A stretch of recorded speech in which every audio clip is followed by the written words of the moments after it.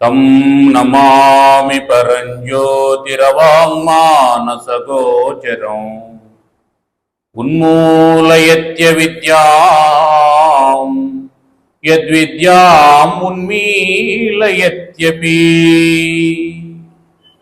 శుక్లాంబరధరం విష్ణుం శశివర్ణం చతుర్భుజం ప్రసన్నవదనం ధ్యాయేత్ సర్వవిఘ్నోపశాంతయే. అగజానన పద్మార్కం గజాననమహర్నిశం అనేకదం తం భక్తానాం ఏకదంతముపాస్మహే ఏకదంతముపాస్మహే.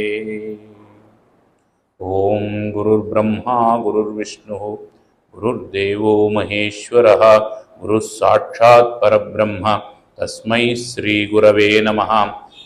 అఖండమండలాకారం వ్యాప్తం యేన చరాచరం తత్పదం దర్శితం యేన తస్మై శ్రీ గురవే నమః.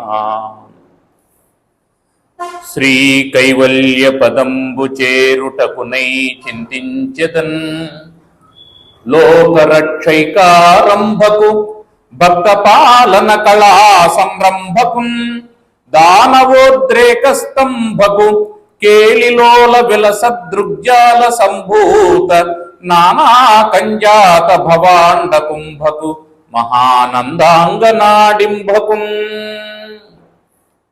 వాలిన భక్తి మృక్కెద అవారిత తాండవ కేళికిన్ దయాశాలికి శూలికిన్ శిఖరిజాముఖ పద్మమయూఖమాలికిన్ బాల శశాంక మౌలికి కపాలికి మన్మథ గర్వ పర్వతోన్మూలికి నారదాది ముని ముఖ్య మనస్సరసీరుహాలికిన్ ఆతత సేవసేద సమస్త చరాచర భూత సృష్టి విజ్ఞాతకు భారతీ హృదయ సౌఖ్య విధాతకు వేదరాశి నిర్ణేతకు దేవతానికర నేతకు కల్మష జేతకున్ నతత్రాతకు ధాతకున్ నిఖిల తాపసలోక శుభప్రదాతకున్ ఆదరముప్ప ముప్పిడుదు అద్రిసుత హృదయానురాగ సంపాదికి దోషభేదికి ప్రపన్న వినోదికి విఘ్నవల్లికాచ్ఛేదికి మంజువాదికి అశేష జగజ్జన నందవేదికిన్ మోదక ఖాదికిన్ సమద మూషక సాదికి సుప్రసాదికిన్ శారద నీరదేందు ఘన సార పటీర మరాల మల్లికాహార తుషారఫేన రజతాచల కాశ పణీశ కుంద మందార సుధాపయోధి సిత తామర సామర వాహిని శుభాకారత నొక్కు నిన్ను మదిగానగనెన్నడుగు భారతీ. అమ్మల గన్నయమ్మ ముగురమ్మల మూలపుటమ్మ చాలా పెద్దమ్మ సురారులమ్మ కడుపారడి పుచ్చినయమ్మ తన్నులో నమ్మిన వేల్పుటమ్మల మనమ్ముల నుండెడియమ్మ దుర్గ మాయమ్మ కృపాబ్ధి ఇచ్చుత మహత్వ కవిత్వ పటుత్వ సంపద చేతులారంగ శివుని పూజింపడేని నోరు నవ్వంగ హరికీర్తి నుడువడేని దయయు సత్యంబులోనుగా తలపడేని కలుగనేటికి తల్లుల కడుపు చేటు కలుగనేటికి తల్లుల కడుపు చేటు. పలికెడిది భాగవతమట పలికించు విభుండు రామభద్రుండట నే పలికిన భవహరమగునట పలికెద వేరొండు గాథ పలుకగనేలా. భాగవతము తెలిసి పలుకుట చిత్రంబు చూలికైన తమ్మి చూలికైనా విబుధ జనుల వలన విన్నంత కన్నంత తెలియవచ్చినంత తేటపరతూ. హరి ఓం తత్సత్.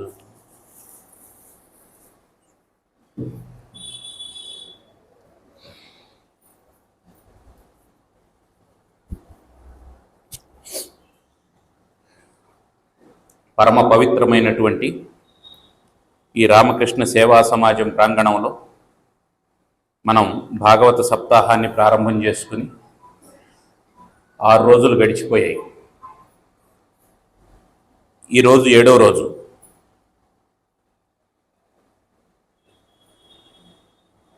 ఈ కార్యక్రమాన్ని ఎలాంటి విఘ్నం లేకుండా జరిపిస్తూ ఉన్నటువంటి అధిష్టాన దైవతములైనటువంటి మూత్రిత్రయం వారి పాదపద్మాలకు నమస్కారం చేసి, మిగిలినటువంటి ఆశ్రమ కార్యకర్తలకు అందరికీ నమస్కారం చేసి, శ్రీమన్నారాయణుడు భూభారాన్ని తగ్గించడం కోసం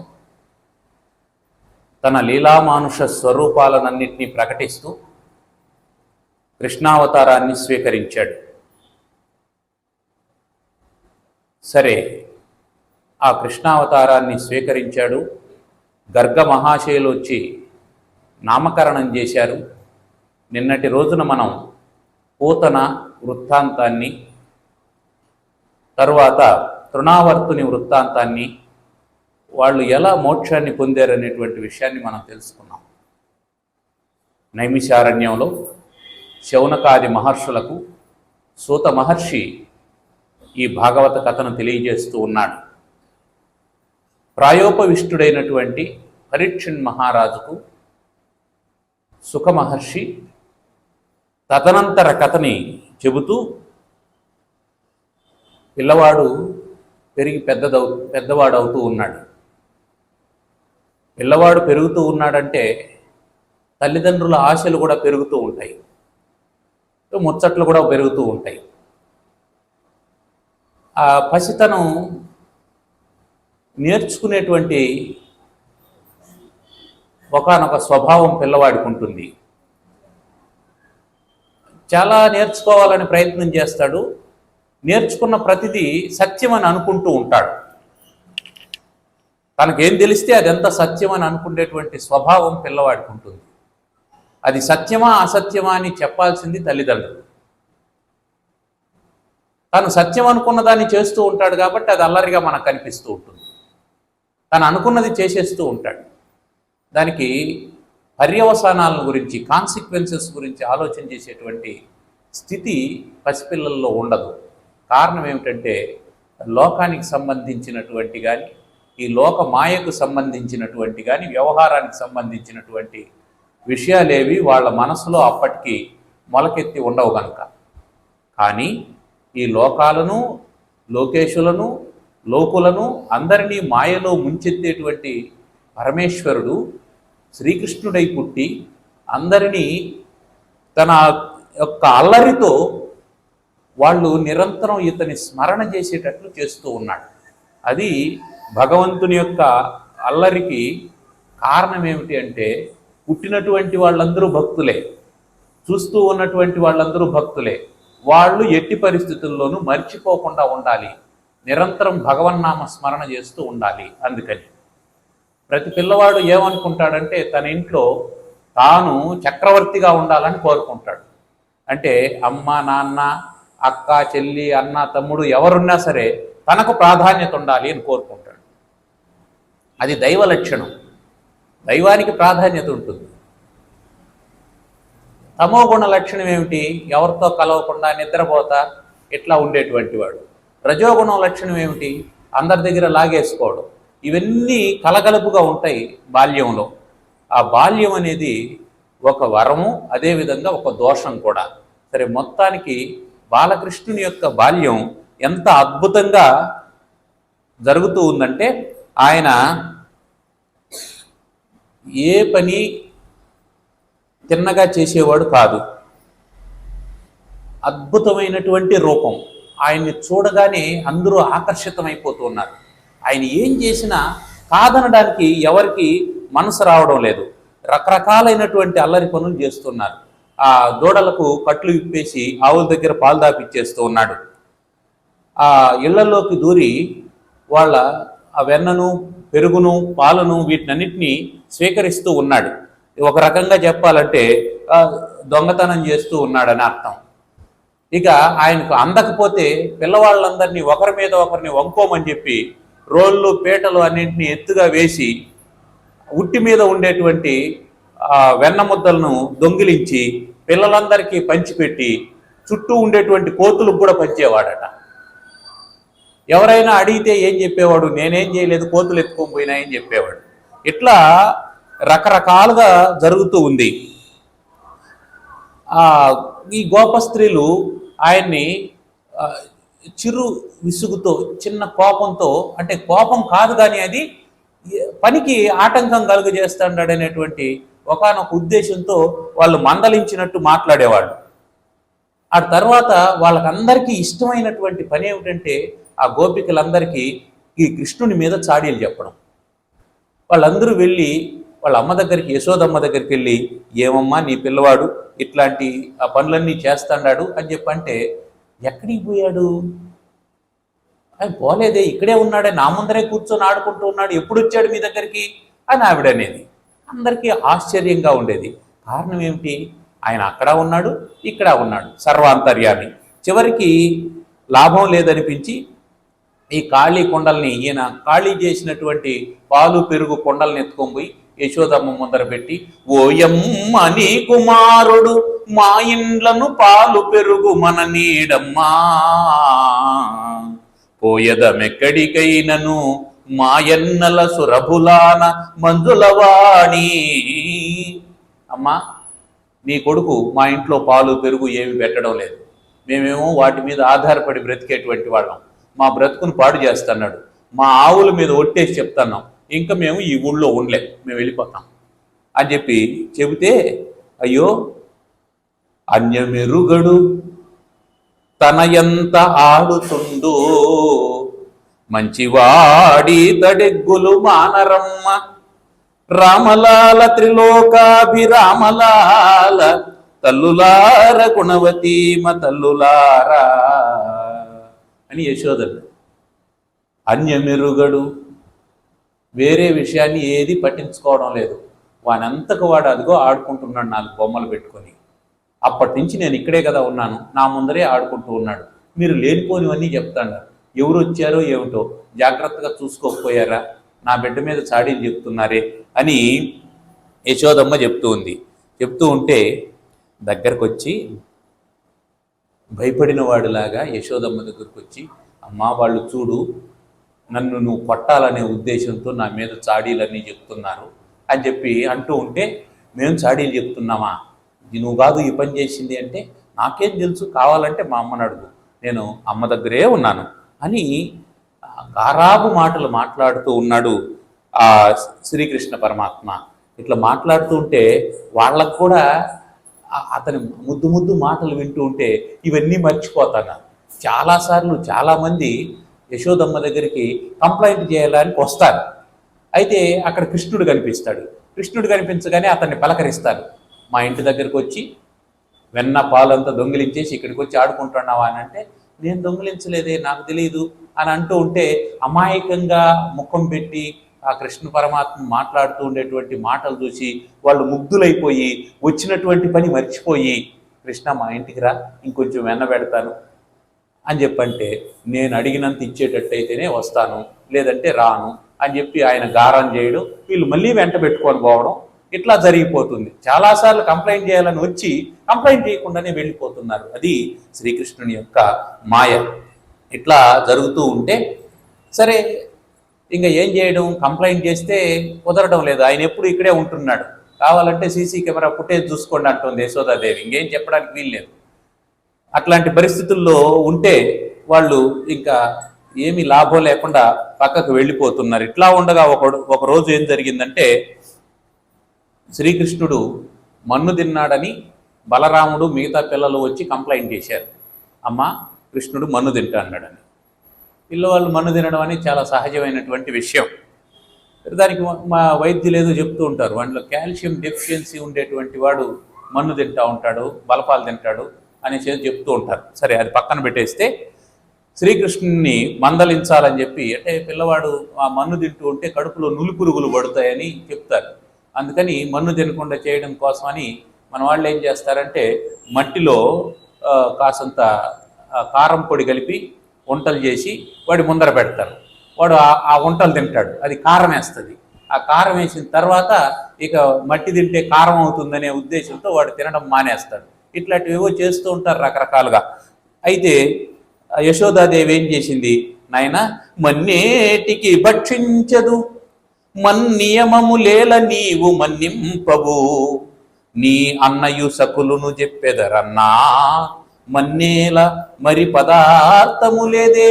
నీకు తినడానికి రకరకాలైనటువంటి పిండి వంటలు ఉన్నాయి కదరా, వెన్న ముద్దలు ఉన్నాయి కదరా, ఎందుకు మన్ను తింటావు నాయన, ఒకసారి చెప్తే అర్థం కాదా, పదే పదే చెప్పాలనా అని చెప్పి యశోదాదేవి అంటే, అమ్మా మన్ను తినంగానే శిశువునో, అమ్మా మన్ను తినేదానికి నేనేమన్నా చిన్నపిల్లవాడినా అని అన్నాడు.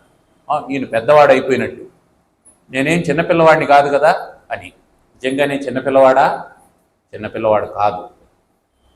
ఈ లోకాల్ని లోకేశుల్ని అంతటినీ తన అధీనంలో ఉంచుకొని పరిపాలన చేస్తూ ఉన్నటువంటి జగదేక చక్రవర్తి చిన్నపిల్లోడు కాదు, ఆయన సత్యమే చెప్పాడు. కానీ ఆ తల్లికి మాత్రం జగదేక చక్రవర్తి కూడా పసిపాపలాగే ఉంటాడు. అది తల్లి గొప్పతనం. అమ్మా మన్ను తినంగనే శిశువునో ఆకొంటినో వెర్రినో నమ్మంజూడకు వీరి మాటలు మదిన్న నీవు కొట్టంగా వీరి మాటిన్ ఘటించి చెప్పెదరు కాదే నిన్ మదీయాస్య గంధం ఆఘ్రాణము చేసి నా వచనముల్ తప్పైన దండింపవే. ఒక్కసారి వీళ్ళు నన్ను ఎలాగైనా నీ దగ్గర దెబ్బలు తినేటట్టు చేయాలని నా మీద చాడీలు చెప్తున్నారు, కానీ వాళ్ళు చెప్పేది సత్యం కాదు. నేనేం పసివాడినా వెర్రివాడినా, మన్ను తినకూడదని నాకు మాత్రం తెలియదా, నాకేం ఆకలేసి తిన్నానా, అదేం లేదు. కావాలంటే ఒక్కసారి నా నోరు చూడు, నా నోట్లో నా మదీయ ఆస్య గంధము, నా నోట్లో ఉంటే వాసన చూడు, అది మట్టి వాసన వస్తే అప్పుడు నన్ను దండించు అని చెప్పి ముద్దు ముద్దుగా చెబుతూ అని నోరు తెరిచాడు. నోరు తెరిస్తే చూసింది, ఆ నోట్లో ఏమేం కనిపించాయి? ఆకాశం, దిక్కులు, చంద్రుడు, సూర్యుడు, నక్షత్రాలు, జ్యోతిర్మండలం, పర్వతాలు, ద్వీపాలు, సముద్రాలు, నదులు, నదాలు, భూగోళము, వాయువు, అగ్ని, అన్ని పంచభూతాలతో సహా అన్నీ కనిపించాయి. చివరకు ఆ వ్రేపల్లి కూడా కనిపించింది, యశోద కూడా కనిపించింది, లోపల ఒక కృష్ణుడు కనిపించాడు, లోపల కూడా బలరాముడు కనిపించాడు, లోపల కూడా గోపికలు కనిపించారు. ఆశ్చర్యపోయింది. కలయో వైష్ణవ మాయయో ఇతర సంకల్పార్థమో సత్యమో తలపన్నేరకయున్నదాననో యశోదాదేవిగానో పరస్థలమో బాలకుడెంత ఈతని ముఖస్తంభై అజాండంబు ప్రజ్వలమయ్యుండుటకేమి హేతువో మహాశ్చర్యంబు చింతింపదన్. పసివాడేమిటి, ఇతని ముఖంలో ఈ బ్రహ్మాండ భాండాలన్నీ ప్రకాశిస్తూ ఉండడం ఏమిటి అని ఆశ్చర్యపోయింది యశోద. ఆశ్చర్యపోయి సాక్షాత్తు ఈ పిల్లవాడు శ్రీ మహావిష్ణువు అని తెలుసుకుని శ్రీ మహావిష్ణువుని ప్రార్థన చేసింది. ఈమె ప్రార్థన చేస్తూ ఉండగా వెంటనే శ్రీకృష్ణ పరమాత్మ నోరు గట్టిగా మూసుకొని ఆమె మీద వైష్ణవ మాయను ప్రయోగించాడు. ఆ వైష్ణవ మాయ ఎప్పుడైతే ప్రయోగించాడో వెంటనే ఆమె చూసినటువంటి ఆ విశ్వరూపాన్ని అంతా మరిచిపోయి మళ్ళీ నా కొడుకు అనేటువంటి భావనలకు వచ్చేసింది. ఈ విధంగా శ్రీకృష్ణ పరమాత్మ రకరకాలైనటువంటి పద్ధతులలో తన లీలలన్నింటినీ చూపిస్తూ ఉండగా ఒకసారి యశోదాదేవి పెరుగు చిలుకుతూ ఉంది. చిలుకుతా ఉంటే ఆ పెరుగు బాగా చిక్కగా ఉందట, కవ్వం తిరగడం లేదు, కష్టంగా ఉంది. ఆమె అలసిపోయి చెమట పట్టిపోయి ఇబ్బంది పడుతూ ఉంటే అప్పుడు కృష్ణుడు వచ్చి నాకు ఆకలిగా ఉంది పాలిమ్మని చెప్పి అడిగాడు. సరే, కృష్ణునికి మించింది ఏముంది, బిడ్డకు మించింది ఏముందని ఆ పెరుగు చిలకడం ఆపేసి ఆయన ఒడిలోకి తీసుకొని పాలిస్తూ ఉంది. పాలిస్తూ ఉంటే ఈలోపు తోడు వేయాల్సినటువంటి పాలు పొయ్యి మీద కాగుతూ ఉంది, అది పొంగిపోయింది. ఆ పొంగిపోతూ ఉంటే ఈమె ఏం చేసింది, పాలు కాస్త పొంగి పొయ్యలేకపోతాయని పాలు తాగుతూ ఉన్నటువంటి పసి బాలుణ్ణి క్రిందికి దించిపెట్టి పరిగెత్తుకుంటూ పొయ్యి దగ్గరికి పోయింది. కోపం వచ్చేసింది శ్రీకృష్ణునికి. కోపం వచ్చేస్తే ఏం చేశాడు, ఆ చుట్టుపక్కల ఇటు అటు చూశాడు. ఓ రాయి కనిపించింది. ఆ రాయి తీసుకొని యశోదాదేవి ఇంతవరకు పెరుగు చిలుకుతూ ఉంది కదా, ఆ కొండ మీద విసిరేశాడు. అది పగిలిపోయింది. ఇల్లంతా పెరుగైపోయింది. కొండ ముక్కలు ముక్కలైపోయింది. ఈమె కోపం వచ్చింది. కోపం వచ్చి ఏమైపోయింది, కాసేపు ఓర్చుకోలేవా, పాలు పొంగుతూ ఉంటే వెళ్ళాను కదా, తిరిగి వచ్చేలోపు ఏమైపోతావు అని కర్ర పట్టుకొని కొట్టడానికి వచ్చింది.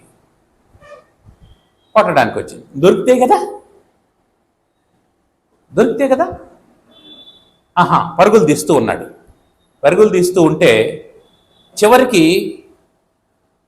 యోగులు మునులు తపస్సు చేస్తూ వేల సంవత్సరాల పాటు ఏ మహాత్ముణ్ణైతే పట్టుకోవాలని ప్రయత్నం చేస్తూ ఉన్నారో ఆ మహాత్ముణ్ణి పట్టుకోవడం కోసం యశోద కర్ర పట్టుకొని తరుముతూ ఉంది. అది ఆమె భాగ్యం, అది ఆ మహాతల్లి యొక్క భాగ్యం. అలా తరుముతూ ఉంటే ఆమె బాధను చూసి ఈ పిల్లవాడు దొరకడం లేదు, ఆమెకు ఏడుపు వచ్చేస్తూ ఉంది. ఎవరి ఈగోలు వాళ్ళకు ఉంటాయి. తల్లి ఈగో తల్లికి ఉంటుంది, పిల్లవాడి భయం పిల్లవాడికి ఉంటుంది. వాడు దొరికితే తన్నులు తింటామని వాడి భయం, వీడు తప్పించుకుంటాడాడే మనకు కూడా దొరకకుండా పరిగెత్తాడాడే అని ఆమె బాధ. ఆ ఉక్రోషంతో ఏడుపు వచ్చేసి ఏడుస్తూ ఉంటే, కళ్ళల్లో నీళ్లు కారిపోతూ ఉంటే, తల్లి ఏడవడం చూసినటువంటి శ్రీకృష్ణ పరమాత్మ విపరీతమైనటువంటి కరుణతో పరిగెత్తడం ఆపి ఆమె దగ్గరకు వచ్చాడు. దగ్గరికి వస్తే అబ్బా దొరికాడు వీడు అని అనుకొని, ఆయన దొరకాలనుకుంటే దొరుకుతాడు కానీ ఆయన దొరకకూడదు అనుకుంటే పట్టుకునే వాళ్ళు ఎవరైనా ఉన్నారా? ఎవరూ పట్టుకోలేరు. సరే, మొత్తానికి దొరికిపోయాడు. దొరికితే ఇంకెక్కడికి పోతాం, చూస్తాను నీ సంగతని. ఆలన కట్టెరోలన్ లీలన్ నవనీత చౌర్య లీలున్ ప్రియవాగ్జాలున్ పరివిస్మిత గోపాలున్ ముక్తాలలామ పాలున్ బాలున్. ఆ పిల్లవాడిని తీసుకొని అక్కడ ఒక రోలు ఉంటే ఆ రోలుకు ఒక తాడేసి కట్టేద్దామని, తాడు తీసుకున్నది కట్టేద్దామని, చిక్కడు సిరికౌగిటిలో చిక్కడు సనకాది యోగి చిత్తాబ్జములన్ చిక్కడు శృతిలతి కావలి చిక్కెనతడు లీల తల్లి చేతన్ రోలన్. ఎవ్వరికి దొరకనటువంటి వాడు ఆ యశోదమ్మ యొక్క తల్లి ప్రేమకు లొంగిపోయి దొరికిపోయాడు. ఆమె అక్కడ ఉండేటువంటి తాడు తీసుకున్నది ఈయన కట్టడం కోసం. తాడు తీసుకున్నది నడుము చుట్టూ వేసింది. కొంచెం చాలకొచ్చింది, ఒక బెత్తెడు చాలలేదు ముడేద్దామంటే. ఇంకొక తాడు తెచ్చింది, మళ్ళీ నడుము చుట్టూ వేసింది, ఒక బెత్తెడు చాలలేదు. ఇట్లా ఇంట్లో ఉండే తాళ్ళన్నీ తెచ్చింది పాపం. ఎందుకు? ఆ పొట్టలోనే కదా 14 లోకాలు ఉన్నాయి. 14 లోకాలను కొలిచేంత తాడు ఈమె ఎక్కడి నుంచి తేవాలి పాపం? అది ఆమెకు అర్థం కాలేదు. ఇది చేస్తూ ఉంటే ఇదేమిరా ఈ మాయ ఇట్లా జరిగిపోతా ఉందే అని మళ్ళీ ఆమెకు ఉక్రోషం పెరిగి కళ్ళల్లో నీళ్ళు వచ్చేస్తుంది, వీడిని కట్టలేకుండా పోతున్నామని. అప్పుడు తన తల్లి యొక్క బాధను చూసి, ఆ ముఖాన్ని చూసి ఆయన మెల్లగా నవ్వుతూ ఆ దారం అందేటట్టు చేశాడు. అట్లా ఆమె బాలకృష్ణుని నడుముకు ఆ తాడు గట్టి రోటికి గట్టి అక్కడ వదిలేసి అక్కడి నుంచి ఆమె పని చూసుకుంటూ ఉంది. పని చూసుకుంటూ ఉంటే ఈయన ఏం చేశాడు, దోగాడేటువంటి బాలుడు 4 కాళ్ల మీద పసివాడులాగా దోగాడుతూ రోలును లాక్కొని పోతూ ఉన్నాడు. పెద్ద రోలు లాక్కొని పోయి ఏం చేశాడు, అక్కడ 2 మద్ది చెట్లు ఉన్నాయి, ఎత్తైనటువంటి మద్ది చెట్లు. ఆ మద్ది చెట్ల మధ్యలోకి ఈయన దూరి వెళ్ళిపోయాడు. ఆ చెట్టుకు ఇటువైపు అటువైపు ఇది రోలు పన్నుకున్నది గట్టిగా. ఏం చేయాలా? ఆయన ఆగడం లేదు, లాగాడు. ఆయన లాగినటువంటి ఆ బలానికి రోలు కాదు, మద్ది చెట్లు కూడా కూలిపోయాయి. అంత బలవంతుడు చిన్నవాడు. ఆశ్చర్యపోయినారంతా, పరిగెత్తుకుంటూ వచ్చారు. ఆ చుట్టుపక్కల ఉన్నటువంటి వాళ్ళంతా పెద్ద శబ్దం వచ్చి ఈ మద్ది చెట్లు కూలిపోయేటప్పటికి ఏదో జరిగిందని పరిగెత్తుకుంటూ వచ్చారు. అమ్మో, మద్ది చెట్లు కూలిపోయాయి అని అందరూ ఏమనుకున్నారు? ఆ వచ్చి చూసినటువంటి వాళ్ళు కృష్ణుడే లాగాడు అని అక్కడ ఉండేటువంటి చిన్న చిన్న పిల్లవాళ్ళంతా చెప్తున్నారు. ఊరుకోండి చాలు కానీ, పసిపిల్లవాడు, వాడు అటు నుంచి ఇడికి రావడమే గొప్ప విషయం. పసిపిల్లవాడు లాగితే ఎందుకు పడిపోతాయి? అవి చాలా కాలం నుంచి ఉన్నటువంటి మద్ది చెట్లు కాబట్టి వేర్లు పురుగు కొట్టేసి అవి పడిపోయి ఉంటాయి, ఏదైనా గాలి వచ్చిందేమో అని అక్కడ ఉండేటువంటి వాళ్ళంతా మాట్లాడుకుంటూ ఉంటే ఆ చెట్లలో నుంచి ఇద్దరు దివ్య పురుషులు పైకి లేచారు. ఒకడు నలకూబరుడు, ఇంకొకడు మణిగ్రీవుడు. యక్షరాజైనటువంటి కుబేరుని కుమారులు వాళ్ళు నారద మహర్షి శాపవశాత్తు చెట్లుగా ఉన్నారు. ఒకసారి ఈ మణిగ్రీవ నలకూబరులిద్దరూ వాళ్ళ స్త్రీలతో కలిసి ఒక సరస్సులో స్నానం చేస్తూ ఉన్నారు. స్నానం చేస్తూ ఉంటే ఆ దారిన నారద మహర్షి వస్తూ ఉన్నాడు. నారద మహర్షి వస్తూ ఉండడం చూసి పెద్దవాళ్ల ముందర నగ్నంగా ఉండకూడదని వెంటనే ఆ స్త్రీలందరూ వచ్చి వాళ్ళు వస్త్రాలు ధరించారు.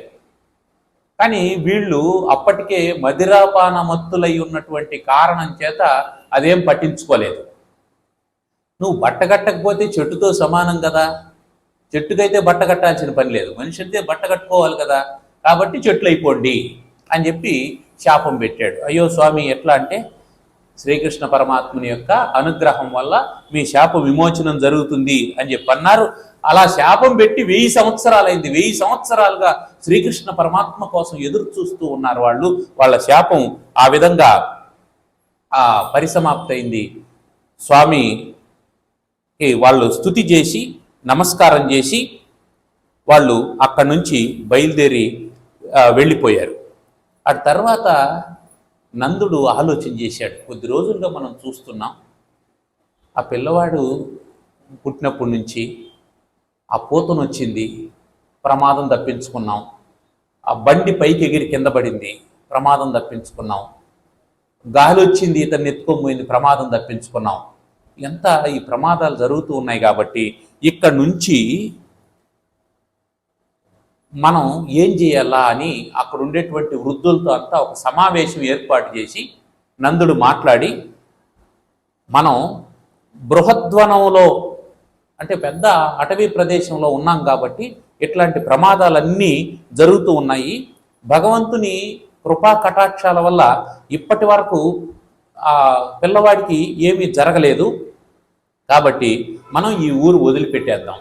వదిలిపెట్టేసి ఆ యమునా నదీ తీరంలో ఉండేటువంటి ఆ కాళింది మడుగు దగ్గర ఒక బృందావనం ఉంది, అక్కడికి వెళ్ళిపోదాం. అక్కడైతే స్థలం విశాలంగా ఉంది, పచ్చిక బయళ్ళు ఉన్నాయి, మన ఆవులు మేపుకోవడానికి సౌకర్యంగా ఉంటుంది. అది మైదాన ప్రదేశం కాబట్టి ఇట్లాంటి ప్రమాదాలు ఉండేందుకు అవకాశం ఉండదు అని చెప్పని అంటే అందరూ తమ నివాసాలని బృందావనానికి మార్చేశారు. బలరామకృష్ణులకి ఆ బృందావనం ఎంతో నచ్చింది. పిల్లలందరూ కూడి ఆడుకుంటూ ఉన్నారు. వీళ్ళు కొంత పెద్దవాళ్ళు అయ్యారు, దూడలను మేపే అంతా తయారయ్యారు. దూడలను పట్టుకోవడం, వాటిని మేపుకోవడం ఆ పచ్చిక బయళ్లలో ఇట్లా జరుగుతూ ఉంటే వత్సాసురుడు అనేటువంటి వాడు వచ్చి ఆ దూడల మందలో దూరాడు. వాణ్ణి వెనకాల కాళ్ళు రెండింటినీ పట్టుకొని గిరగిరాని తిప్పి నేలకోసి కొట్టి చంపేశాడు శ్రీకృష్ణ పరమాత్మ. అదేవిధంగా అఘాసురుడు అనేటువంటి వాడు వచ్చాడు. వాడు ఏం చేశాడంటే ఒక కొండ చిలువ రూపంలో తయారయ్యి అంతకుముందు బకాసురుడు అనేటువంటి వాడు వచ్చాడు. వాడు పొంగలాగా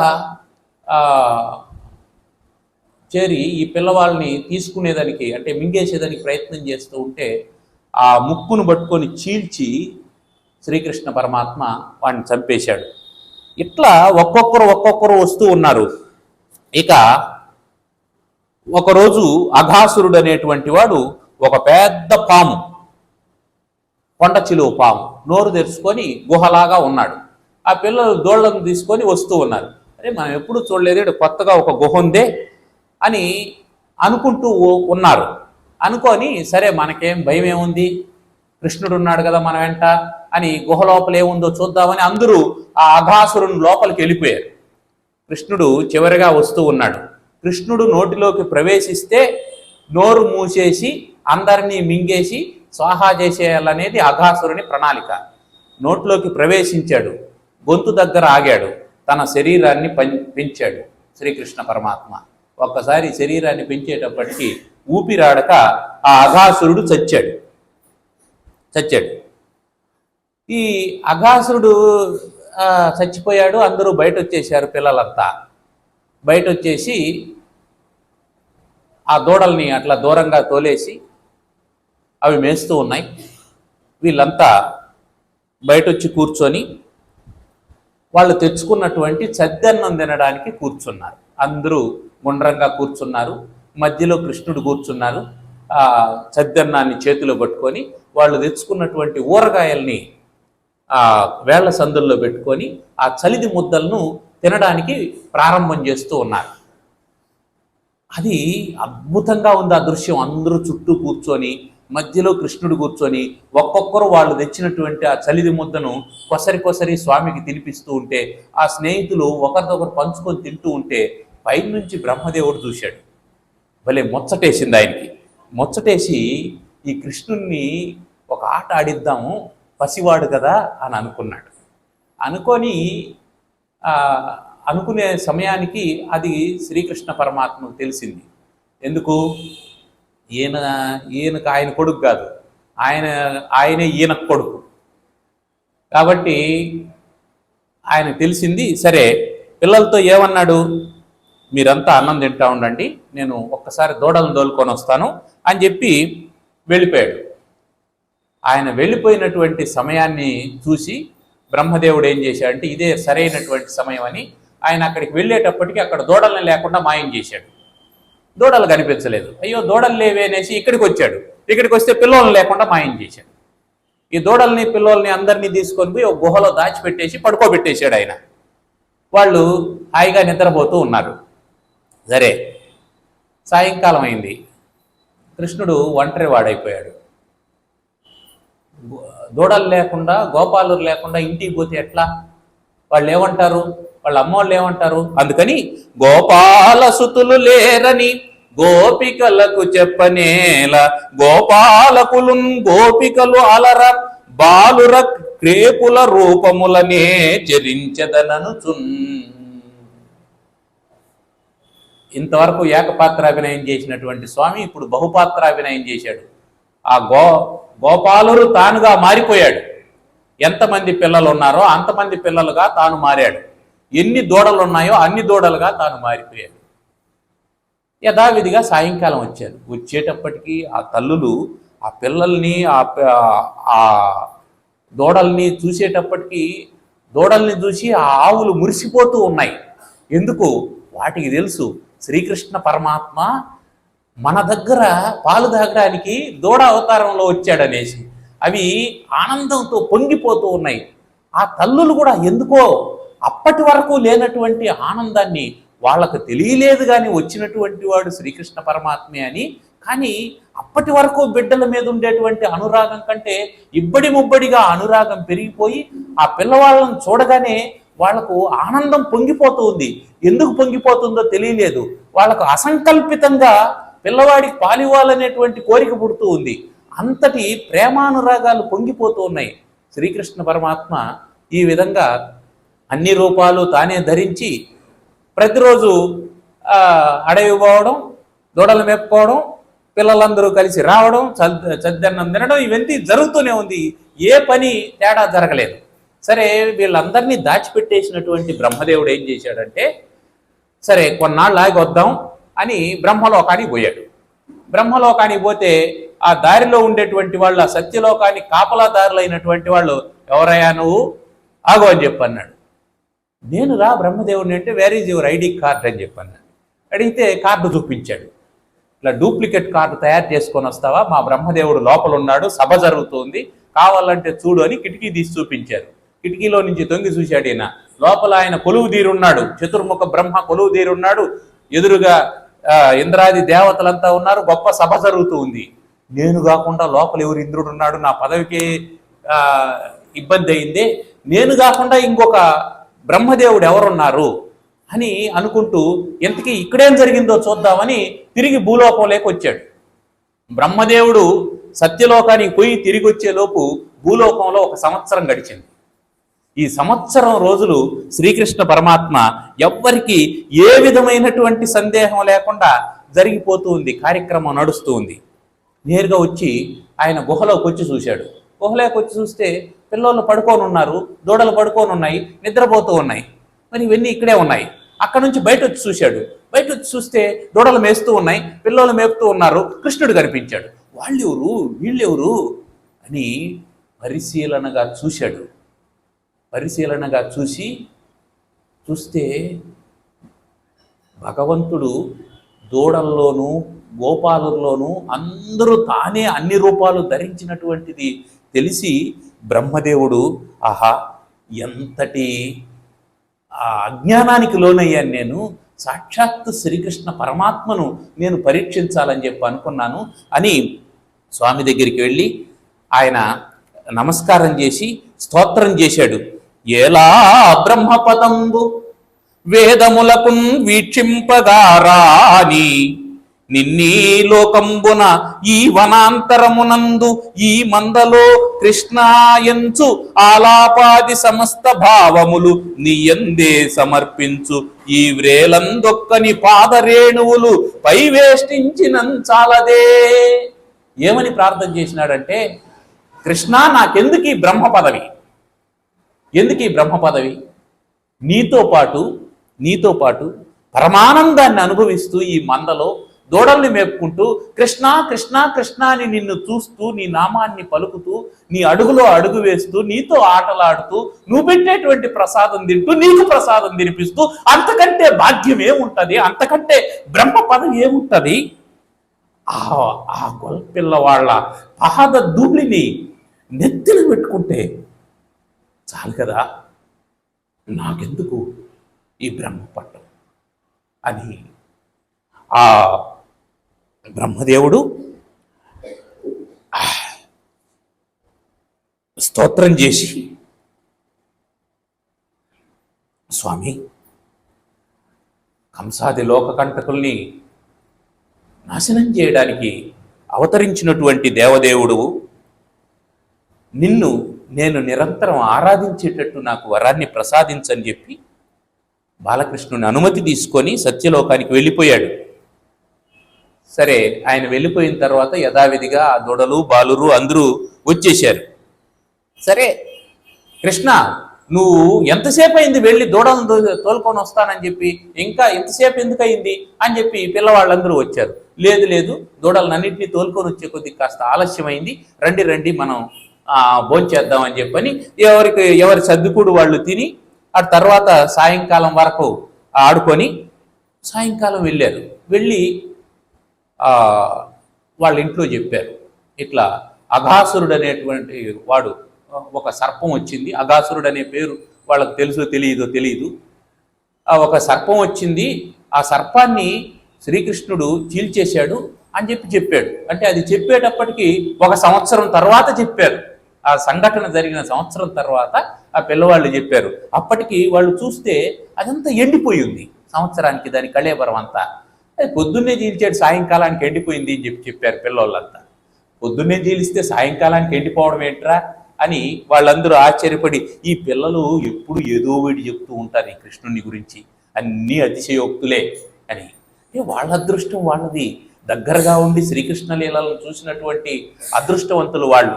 ఈ పెద్దవాళ్ళు విష్ణుమాయ కారణం చేత ఏదో చెప్తూ ఉంటారులే పిల్లలు అని అనుకుంటూ ఉన్నారు. ఆ తర్వాత ఆ ధేనుకాసురుణ్ణి మర్దన చేశాడు. కాళీయ మర్దన జరిగింది, కాళీయుణ్ణి మర్దన చేశాడు. ఒకసారి ప్రళంబాసురుడు అనేటువంటి వాడు వచ్చాడు, వాణ్ణి బలరాముడు అతన్ని చంపేశాడు. ఒకరోజు ఈ పిల్లవాళ్ళందరూ ఆటల్లో మునిగిపోయారు, ఆడుకుంటూ ఉన్నారు. ఒకవైపు గోవులంతా పచ్చిక మేస్తూ ఉంటే ఆ మేస్తూ అవి అడవి మధ్యలోకి వెళ్ళిపోయాయి. చుట్టూ రాక్షసుడు ఏం చేశాడంటే దావాగ్నిని వ్యాపింపజేశాడు. అంటే అడవి అంటుకున్నది. అడవి అంటుకొని అంతా ఈ ఆవుల్ని, బాలుర్ని అందరినీ కాల్చేయాలని చూస్తూ ఉంటే శ్రీకృష్ణ పరమాత్మ తన శక్తి చేత అదంతా లేకుండా చేశాడు. ఇలా జరుగుతూ ఉంటే హేమంత ఋతువు వచ్చింది. హేమంత ఋతువు అంటే కాస్త చలికాలం. శ్రీకృష్ణ ధ్యానంతో గోపికలందరూ కాలాన్ని వెళ్ళబుచ్చుతూ ఉన్నారు. వాళ్ళందరూ మహర్షులు, గోపికలందరూ మహర్షులు. రామావతారంలో తపస్సు చేస్తూ ఉన్నటువంటి మహర్షులందరూ పుంసాం మోహన రూపాయ పుణ్యశ్లోకాయ మంగళం అని మనం చెప్పుకుంటామే, ఆ రాముని యొక్క దివ్యమంగళ విగ్రహాన్ని చూసి ఒక్కసారైనా రాముణ్ణి స్పృశించాలి అని వాళ్ళు మనసులో సంకల్పించుకున్నారు. సంకల్పిస్తే అప్పుడు శ్రీరామచంద్రమూర్తి, నేను ఈ అవతారంలో ఏకపత్ని వ్రతుణ్ణి కాబట్టి అట్లాంటి అవకాశం మీకుండదు, తరువాత అవతారంలో కృష్ణావతారంలో మీరందరూ గోపికలుగా పుట్టండి అని చెప్పి వాళ్ళకు వరం ఇచ్చాడు. ఆ విధంగా పూర్వజన్మంలో చేసినటువంటి తపస్సు కారణం చేత వాళ్ళందరూ గోపికలై జన్మించారు. వీళ్ళందరూ దేవతలు యాదవుల్లో పుట్టారు, దేవతలు గోపబాలురుగా పుట్టారు, మహర్షులందరూ కూడా గోపికలుగా జన్మించారు. కాబట్టి భగవంతుని సాన్నిధ్యం దొరకాలి అంటే తపస్సు ఉండాలా. నిరంతరం తపస్సు చేసేటువంటి వాళ్ళకే భగవన్నామ సంకీర్తన చేసేటువంటి భాగ్యం కానీ, భగవన్నామ శ్రవణం చేసేటువంటి భాగవత శ్రవణం చేసేటువంటి భాగ్యం కానీ, భగవంతుని దర్శనం చేసుకునేటువంటి భాగ్యం కానీ లభిస్తుంది. లేదంటే ఏమవుతుందంటే ఒకానొక భిక్షగాడు అడుక్కుంటూ ఉన్నాడు. ఒక స్వామీజీ వచ్చాడు, ఆయన్ని కూడా అడిగాడు. అడిగితే ఏమన్నా ఇవ్వు అంటే ఇస్తానులే కానీ నువ్వు ఎన్నాళ్ళ నుంచి అడుక్కుంటున్నావు అని చెప్పి అన్నాడు. నేను ఎన్నాళ్ళ నుంచి అడుక్కోవడం ఏంది, పుట్టినప్పటి నుంచి అదే పని. మా నాన్నగారు అడుక్కుండేవాడు, మా తాతగారు అడుక్కుండేవాడు, మా ముత్తాతగారు అడుక్కుండేవాడు, మా వంశపారంపర్యంగా మాది ఇదే వృత్తి. ఇదిగో ఈ ప్లేస్ మాది పర్మనెంట్ ప్లేసు, ఇదిగో ఇక్కడ కూర్చొని ఉంటాం అని చెప్పి అన్నాడు. సింహాసనం కూడా సిద్ధం చేసుకున్నట్టుండవే అని చెప్పి అన్నాడు. సింహాసనం కాదు, ఇది ఒక పెట్టె, ఇనప పెట్టె, మా ముత్తాత ఎవరో ఇచ్చారు, ఆ పెట్టి మీద కూర్చొని మా తాత అడుక్కున్నాడు, మా నాన్న అడుక్కున్నాడు, వంశపారంపర్యంగా ఆ సంస్కారాన్ని వదులుకోకుండా నేను కూడా అడుక్కుంటున్నాను అని చెప్పాడు. ఇంతకీ ఆ పెట్టిలో ఏముంది నాయన అన్నాడు. అది రహస్యం అని మా తాత మా నాన్నకు చెప్పాడు, మా నాన్న నాకు రహస్యం అని చెప్పాడు, కాబట్టి రహస్యం కనుక దాన్ని ఓపెన్ చేసేది లేదు అని చెప్పాను. ఒకసారి ఓపెన్ చేయొచ్చు కదా, చూద్దాము ఏముందో అంటాను. రహస్యం అని చెప్పినాను కదా, నువ్వు దానం చేస్తే చెయ్యి, లేదంటే వెళ్ళిపో, అంతేగాని ఇవన్నీ మా కుటుంబ రహస్యాలు, మా వంశ రహస్యాలు, వాటిని బయట తీయకూడదని చెప్పాను. ఏముందో లోపల చూద్దాము. రహస్యం అన్నావు కదా, ముగ్గురుంటే రహస్యం ఎప్పుడైనా, ముగ్గురుంటే రహస్యం చెప్పకూడదు. ఇద్దరి మధ్య ఏది చెప్పినా అది రహస్యం. రహస్యానికి ఇంకో పేరు ఏమిటంటే అషరక్షేణం అని పేరు. అంటే 6 కన్నులుంటే అది రహస్యం కాదు. అంటే ముగ్గురు మాట్లాడుకుంటే ఏ మాట అయినా సరే అది రహస్యం కాదు. ఎందుకంటే ముగ్గురులో ఎవరో ఒకరు 4వ వాళ్ళకి చెప్పేస్తారట. కాబట్టి ఇద్దరే మాట్లాడుకుంటేనే దానికి రహస్యం అని పేరు. మనం ఇద్దరే ఉన్నాం కాబట్టి ఒకసారి ఆ పెట్టి ఓపెన్ చేద్దామని చెప్పి అన్నాడు. అంటే నా తాళం చెవులు లేవయా అని చెప్పి అన్నాడు. సరే పగల కొట్టేద్దాం చూద్దామని చెప్పి అన్నాడు. సరే ఇతనికి కూడా కుతూహలం పుట్టింది. అవును, మా తాత చూడలేదు, మా తండ్రి చూడలేదు, నేను కూడా చూడకపోతే ఎట్లా అనేసి సరే వాడు ఏం చేశాడంటే పక్కన ఉన్నటువంటి ఒక బండరాయి తీసుకొని ఆ తాళాన్ని పగలగొట్టాడు. పగలగొట్టి పెట్టి తీస్తే వజ్ర వైడూర్య మరకత మాణిక్య నీల గోమేదిక పుష్యరాగాది నవరత్న ఖచ్చితమైనటువంటి బంగారు ఆభరణాలతో నిండిపోయింది పెట్టె. అంత ధన సంపత్తి కలిగినటువంటి వాళ్ళు తాత దాన్ని చూడలేదు, తండ్రి దాన్ని చూడలేదు, కొడుకుకు ఎవరో ఒక సద్గురు ఎదురుగా వచ్చాడు కాబట్టి ఆయనకు ఆ సంపద దొరికింది. ఇది తన కింద పెట్టుకొని ఏం చేస్తున్నారు, 3 తరాలుగా అడుక్కు తింటున్నారు. కాబట్టి నాయన మన ఇంట్లో భగవన్నామ స్మరణం భగవన్నామం అనేటువంటి అద్భుతమైన నిధి ఉంది, భాగవతం అనే అద్భుతమైన నిధి ఉంది, భగవద్గీత అనేటువంటి అద్భుతమైన నిధి ఉంది. ఆ నిధిని ఓపెన్ చేయండి. దాన్ని ఎత్తుకొని పోయి భగవంతుని ముందర పెట్టి భగవద్గీత తీసుకొని పోతారు, భాగవతం కొంటారు, భారతం కొంటారు, పూజా గదిలో పెడతారు, పూజ చేస్తారు, దానికి బొట్టు పెడతారు, కర్పూర హారతి ఇస్తారు.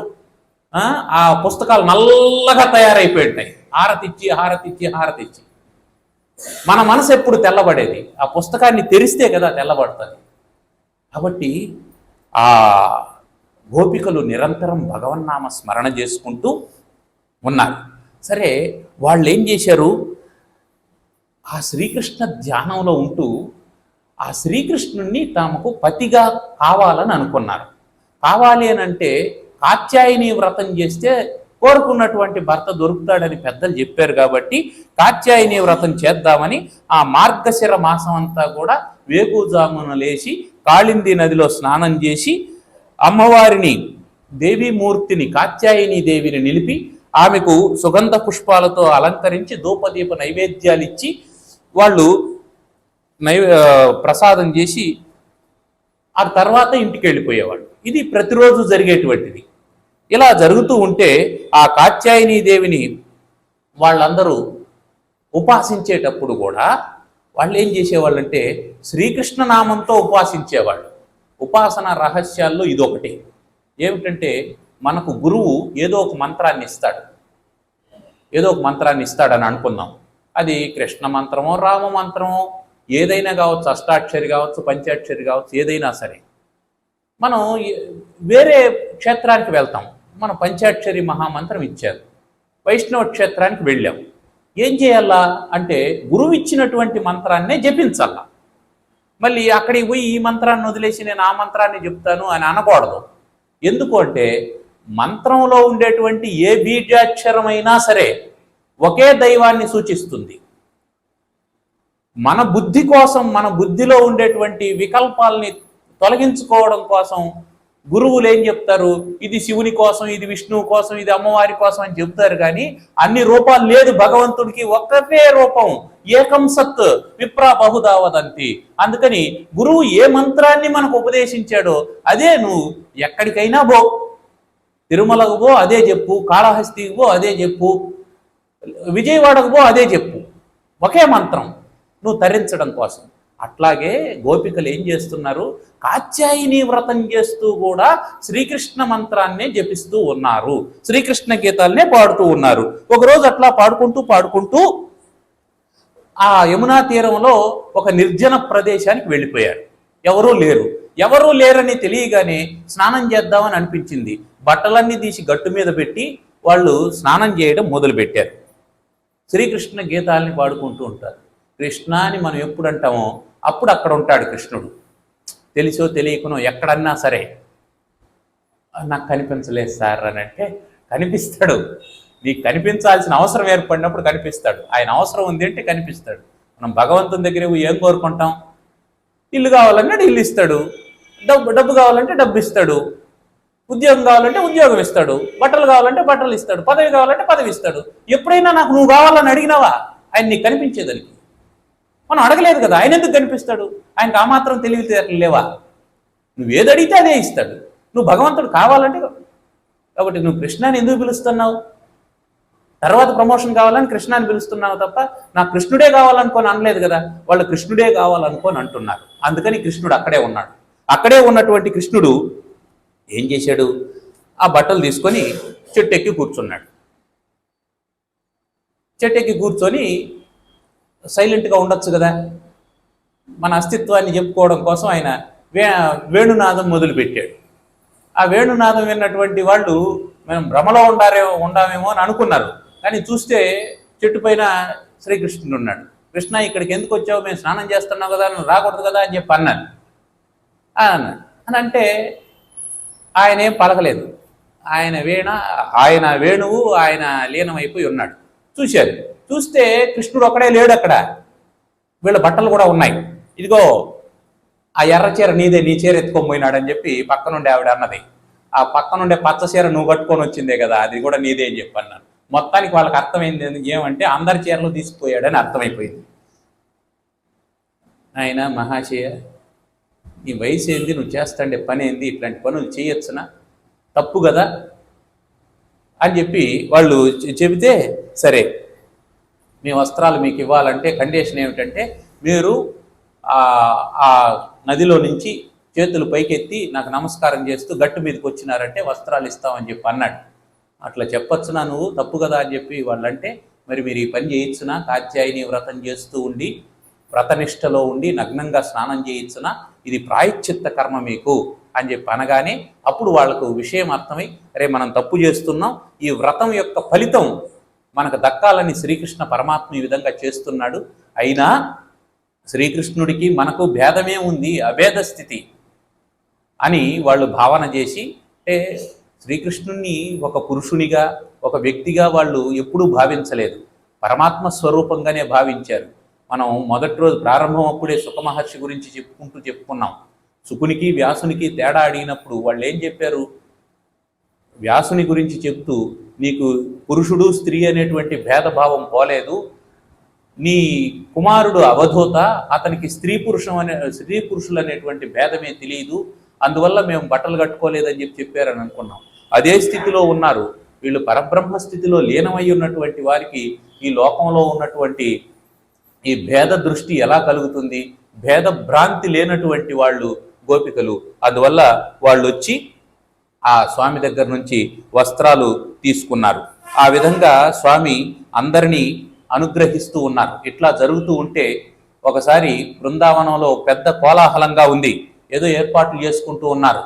ఏర్పాట్లు చేసుకుంటూ ఉంటే శ్రీకృష్ణ పరమాత్మ నందుని దగ్గరికి వెళ్ళి, తండ్రి ఏంది మీరు ఏదో ఏర్పాట్లు చేస్తున్నారంటే, నాయన ఇంద్రయాగం చేయడం కోసం మేము ఈ ఏర్పాట్లన్నీ చేస్తున్నాం, ఇంద్రుడు వర్షానికి అధిదేవత, ఆయన సంతోషించి వర్షాన్ని ఇచ్చాడంటే మనకు సమృద్ధిగా పంటలు పండుతాయి, గడ్డి బాగా మొలుస్తుంది, ఆవులు నిండుగా పాలిస్తాయి, మనం దాంతో సంతృప్తిగా బ్రతకచ్చు, అందుకని ఇంద్రయాగం చేస్తున్నాం అని అంటే కృష్ణుడేమన్నాడు, ఇంద్రుని యొక్క గర్వాన్ని అనసాలనేటువంటి ఉద్దేశంతో, అయ్యా ఈ ఇంద్రుడు వరుణుడు వీళ్ళంతా తమ తమ విధులను నిర్వర్తించేటువంటి పనివాళ్ళు, వీళ్లను నియమించేటువంటి వాడు భగవంతుడు, వీళ్ళందరూ భగవంతుని యొక్క కార్యకర్తలు, అయినా సరే వీళ్ళెవరూ స్వతహాగా స్వతంత్రులు కారు ఇంద్రునితో సహా.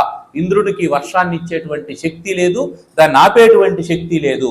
కారణం ఏమిటంటే కర్మమున గుట్టు జంతువు కర్మమునన్ వృద్ధి బంధు కర్మమున జడున్, కర్మమే జనులకు దేవత కర్మమే సుఖ దుఃఖములకు కారణమదిపా.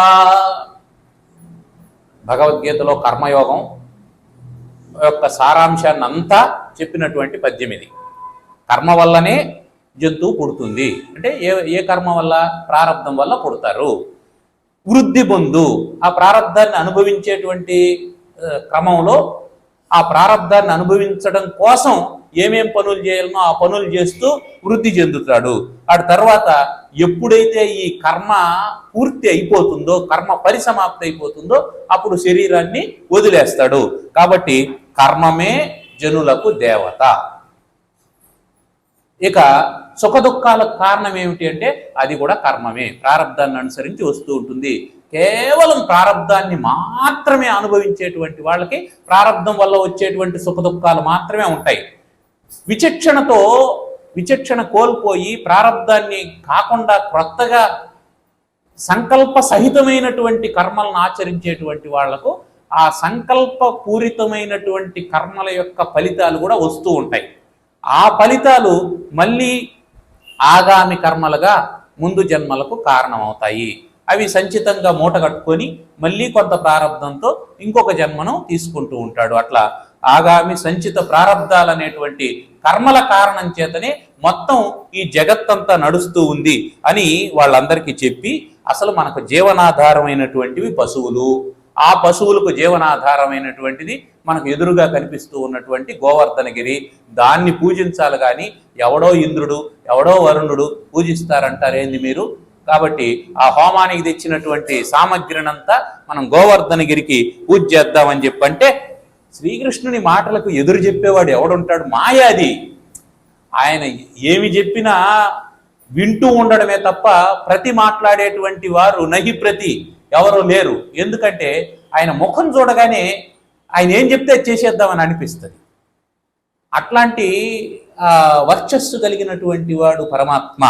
ఆ కారణం చేత సరే వాళ్ళందరూ ఏర్పాట్లు చేశారు. ఆ గోవర్ధనగిరికి పూజ చేశారు. అన్నం వండి అన్న రాశిని పోశారు. అన్న రాశిని పోసి ఆయన పోస్తే ఆయనే గోవర్ధనగిరి పర్వతంలో అంతశ్చేతనగా ఉండి గోవర్ధనగిరి పర్వతం రూపాన్ని ధరించిందా అన్నట్టు ఆ నైవేద్యాలన్నింటినీ ఆరగించాడు. ఇదంతా దేవేంద్రునికి తెలిసింది. ఎవడో పిల్లవాడు సంప్రదాయాలంతా మార్చేస్తాడా, ఇట్లాంటి పని చేస్తాడా అని కోపం వచ్చి ఈ గొల్లవాళ్ళు పాలు పెరుగు ఇవన్నీ తాగి వీళ్ళకు కొవ్వు బట్టి ఈ విధంగా చేశారు అని దేవతలను అవమానిస్తారా? నా సంగతి ఏమో చెప్తాను. నేనంటే ఏమనుకున్నాడు, వజ్రాయుధంతో పర్వతాల రెక్కల్ని ముక్కలు చేసినటువంటి వాడిని నా గురించి తక్కువ అంచనా వేస్తారా అని వెంటనే ఏం చేశాడు, ఆ సంవర్తక మేఘాలు అవి ఎప్పుడు వస్తాయంటే ప్రళయకాలంలో వచ్చేటువంటి ఆ సంవర్తక మేఘాలను పిలిపించి, ఇదిగో మీరు వెళ్ళి విజృంభించి ఆ గొల్లపల్లినంతా ముంచేయండి, ఆ బృందావనాన్నంతా ముంచేయండి అని చెప్పాడు. చెప్పగానే వచ్చే మేఘాలు తీవ్రమైనటువంటి వర్షం కురిసింది. వర్షం కురుస్తూ ఉంటే అందరూ వచ్చారు. కృష్ణ ఏంటి చేయడం, నీ మాట విని పని చేశాం అని అంటే, మీరేం భయపడకండి రండి అని గోవర్ధనగిరిని తన చిటికిన వేలుతో పైకి తీసి పెట్టుకొని అందరూ లోపలికి వచ్చేయండి అని చెప్పన్నాడు. అందరూ వచ్చేశారు. బాలుండి ఏతడు కొండ దొడ్డది మహాభారంబు సైరింపగా జాలండోయని దీని క్రింద నిలువన్ శంకింపగా బోలదు. వీడేమో పిల్లోడు, కొండేమో పెద్దది, దీని కిందికి వస్తే ఏమవుతుందో అని మీరు అనుమానించకండి, అందరూ రండి అని చెప్పి, ఇదిగో ఈ మొత్తం భూమండలం అంతా వచ్చి ఒకేసారి నా మీద పడినా నా చెయ్యి చెల్లించదు అని శ్రీకృష్ణుడు అందరినీ లోపలికి తీసుకున్నాడు. వచ్చిన తర్వాత 7 రోజులు ముందుగా ఏర్పాట్లు ఏమీ లేవు, పశుగ్రాసం లేదు, భోజనానికి కావాల్సిన ఏర్పాట్లు లేవు. కానీ ఆయనకు ఆకలేస్తుంది. ఆయన ఏమంటాడు, ఇదిగో నాకు భోజనం పెట్టు అని చెప్పండి. భోజనం పెట్టు అని అంటే ఆమె పాత్రలోకి వెళ్ళి చూస్తుంది, భోజనం ఉంటుంది. ఆయనకు ఏమి కూర నచ్చుతుందో ఆ కూర వండి పెట్టి ఉంటారు. ఎవరు వండి పెట్టారో తెలియదు. ఆ తర్వాత ఈమెకు పాయసం కావాలి, ఈమెకు పాయసం ఉంది. ఆయనకు వడలు కావాలి, ఆయనకు వడలు ఉన్నాయి. ఎవరికి ఏమి కావాలనో అవి ఎవరు వంట చేస్తున్నారో తెలియదు. వీళ్ళంతా ఏమనుకుంటున్నారంటే కొండ పెద్దది కాబట్టి ఆ పక్క ఏమైనా వంటశాల పెట్టారేమో, వాళ్ళంతా వండి ఈ పక్కకు పంపిస్తాడారేమో అని అనుకుంటున్నారు. అవతల వాళ్ళు ఏమనుకుంటున్నారు, యువతల వాళ్ళు వండి అవతలకు పంపిస్తున్నారేమో అని అనుకుంటున్నారు. అక్కడ గడ్డివామి కనిపిస్తూ ఉంది. పశువులు ప్రశాంతంగా గడ్డివామి దగ్గర గడ్డి తిని నీళ్లు తాగి హాయిగా ఉంటున్నాయి. ఎక్కడ ఎవరికి ఏ కొరత లేకుండా 7 రోజులు జరుగుతుంది. ఏం చేయడం, తిన్న తర్వాత శ్రీకృష్ణుడు మధ్యలో నిల్చుకొనుంటే చుట్టూ వీళ్ళు భజనలు చేసుకుంటూ తిరుగుతూ ఉన్నారు. 7 రోజులు ఇది జరిగింది. శ్రీకృష్ణ నామామృతం జరుగుతుంది. ఆ భజనలో వాళ్ళు పరవశించిపోతూ ఉన్నారు. ఒక గొడుగు కింద ఉన్నటువంటి వాళ్ళలాగా వాళ్ళు ఉన్నారు. ఇట్లా 7 రాత్రులు 7 పగళ్ళు తీవ్రంగా ఆ వర్షం కురిసింది. ఎవరు బాధపడలేదు. ఈ అహోరాత్రాలు పర్వతాన్ని ఎత్తి పట్టుకొని ఉన్నటువంటి శ్రీకృష్ణ పరమాత్మ ఏమాత్రం జంకలేదు. ఏమైంది, ఇంద్రుడు చూశాడు, ఆశ్చర్యపోయాడు. లాభం లేదనుకొని ఆ మేఘాలని వెనక్కి పంపించేసి అక్కడికి వచ్చాడు. ఈలోపు తెరపించింది, అందరినీ బయట వెళ్ళిపోమ్మని చెప్పి శ్రీకృష్ణ పరమాత్మ గోవర్ధనగిరిని యథాస్థానంలో ఉంచేసి వాళ్ళ గ్రామానికి వాళ్ళు వెళ్ళిపోయారు. అయితే వాసుదేవ కృష్ణ వరద స్వతంత్ర విజ్ఞానమయ మహాత్మా సర్వపుణ్య పురుష నిఖిల బీజ భూతాత్మక బ్రహ్మ నీకు వందనము. ఇంద్రుడు వచ్చి ప్రార్థన చేసి, నీ మహాత్యాన్ని నేను తెలుసుకోలేకుండా పోయాను, ఈ ఇంద్రాధిపత్యం ఇవంతా కూడా నువ్వు ఇచ్చిందే కదా స్వామి అని ప్రార్థన చేస్తే అప్పుడు స్వామి, ఇంద్ర, అధికారంతో ఐశ్వర్య గర్వంతో నేను తప్ప ఇంకేమీ లేదని చెప్పి అనుకోవడం మంచిది కాదు, నీకు ఆ గర్వం తొలగించాలనే నేను ఆ ఇంద్రయాగాన్ని ఆపించాను అని చెప్పని ఇక మీదట నీ పనులు నువ్వు నిర్వర్తించుకో అని స్వామి పంపించేశాడు. ఆ విధంగా గోవర్ధనోద్ధారణ జరిగింది. ఇట్లా ఉండగా ఇదంతా జరుగుతూ ఉంటే ఒకరోజు ఏం జరిగిందంటే వృషభాసురుడు అనేటువంటి వాడు వచ్చాడు. తర్వాత రోజు వ్యోమాసురుడు అనేటువంటి వాడు వచ్చాడు. ఇట్లా రాక్షసులు వస్తూనే ఉన్నారు. వస్తూ ఉంటే వాళ్ళందరినీ యథావిధిగా శ్రీకృష్ణ పరమాత్మ చంపేశాడు. ఒకరోజు కంసుని దగ్గరికి నారద మహర్షి వచ్చాడు. కథ ఇట్లాగే సాగుతూ ఉంటే కుదరదు, నారద మహర్షి మారాలి. వచ్చి కంసునితో ఏం చెప్పాడంటే, కంస, నీకేమి ప్రాణభయం లేదని చెప్పి అనుకుంటున్నావేమో, నీకు అర్థం కావడం లేదా? దేవకీదేవి 7వ గర్భంలో పుట్టినటువంటి వాడు రోహిణి కొడుకుగా బృందావనంలో పెరుగుతూ ఉన్నాడు. 8వ గర్భంలో పుట్టినటువంటి వాడు శ్రీకృష్ణుడనే పేరుతో బృందావనంలో పెరుగుతున్నాడు. నిన్ను మోసం చేశాడయ్యా నందుడు, వసుదేవుడు అని చెప్పి చెప్పగానే విపరీతమైనటువంటి కోపం వచ్చింది కంసునికి. అప్పటి వరకు బావమరిదిని వదిలిపెట్టేసి ఉన్నాడు కదా, వాళ్ళని తీసుకొని వచ్చి మళ్ళీ చెరసాల్లో పెట్టాడు. చెరసాల్లో పెట్టి వాళ్ళను చంపేయడానికి ప్రయత్నం చేశాడు. వెంటనే నారదుడు ఏమన్నాడు, అరే వాళ్ళని ఎందుకు చంపుతావయ్యా, వాళ్ళ వల్ల కాదు కదా నీకు మృత్యువు, నువ్వు చంపాల్సింది శ్రీకృష్ణుడిని బలరాముణ్ణి, వాళ్ళ వల్ల కదా నీకు మృత్యువు, దేవకీ వసుదేవులను చంపితే ప్రయోజనం ఏమిటి అంటే, వెంటనే కంసుడు వాళ్ళను వదిలిపెట్టి యథావిధిగా మళ్ళీ చెరసాల్లో పెట్టి సంకెళ్ళేసి బంధించి బలరామకృష్ణులను చంపడానికి కేసి అనేటువంటి రాక్షసుని పంపించాడు. సరే, అతను కూడా వధింపబడ్డాడు. ఇక్కడ మంత్రుల్ని, మిత్రుల్ని, మల్లుల్ని అందరినీ పిలిపించి వాళ్ళతో నన్ను ఎదిరించి పోరాడలేకుండా ఈ ఇంద్రాదులు కూడా భయపడతారు, ఈ బలరామకృష్ణులు వసుదేవునికి కుమారులై పుట్టారంట, ఆ వ్రజంలో ఉన్నారు, నందవ్రజంలో పెరుగుతున్నారట, నేను వాళ్ళను ఒక వ్యూహం పన్ని చంపేద్దామని అనుకుంటున్నాను. ఇక్కడ ధనుర్యాగం ఏర్పాటు చేద్దాం మనం. ఆ ధనుర్యాగానికి రమ్మని చెప్పి పిలిచి ఆ యాగశాలకు లోపలికి వచ్చేటప్పుడే కువలయాపేయడం అని మన ఏనుగు ఉంది కదా, ఆ ఏనుగు చేత తొక్కించి ఆ పిల్లవాళ్ళని చంపేద్దాం. తప్పించుకొని లోపలికి వచ్చారనుకో, మన చానూర ముష్టికులు ఉన్నారు కదా, మల్ల యుద్ధ నైపుణ్యం కలిగినటువంటి వాళ్ళు ఆ పిల్లల్ని చంపేస్తారు అని చెప్పి ఏర్పాటు చేద్దాం, ఇంకా ధనుర్యాగానికని ఏర్పాట్లు చేసుకున్నారు. సరే, వీళ్ళు రావాలి కదా, అందుకని అక్రూరుణ్ణి పిలిచి, పెద్ద మనిషి, శత్రుపక్షంలో ఉన్నటువంటి స్వపక్ష వీరుడు, కంసుని దగ్గర ఉన్నటువంటి కృష్ణ భక్తుడు అక్రూరుణ్ణి పిలిచి, అక్రూరా, నువ్వు సార్థక నామదేవుడయ్యా, నువ్వు క్రూరమైనటువంటి వాడు కాదు, కానీ నీకు పని చెప్తాను. నేను బలరామకృష్ణుల్ని ఈ ధనుర్యాగానికి పిలిచి చంపేద్దామని చెప్పి అనుకుంటున్నాను. నువ్వు పోతే తప్ప వాళ్ళు రారు, నువ్వు పోతే తప్ప నందుడు పంపించడు.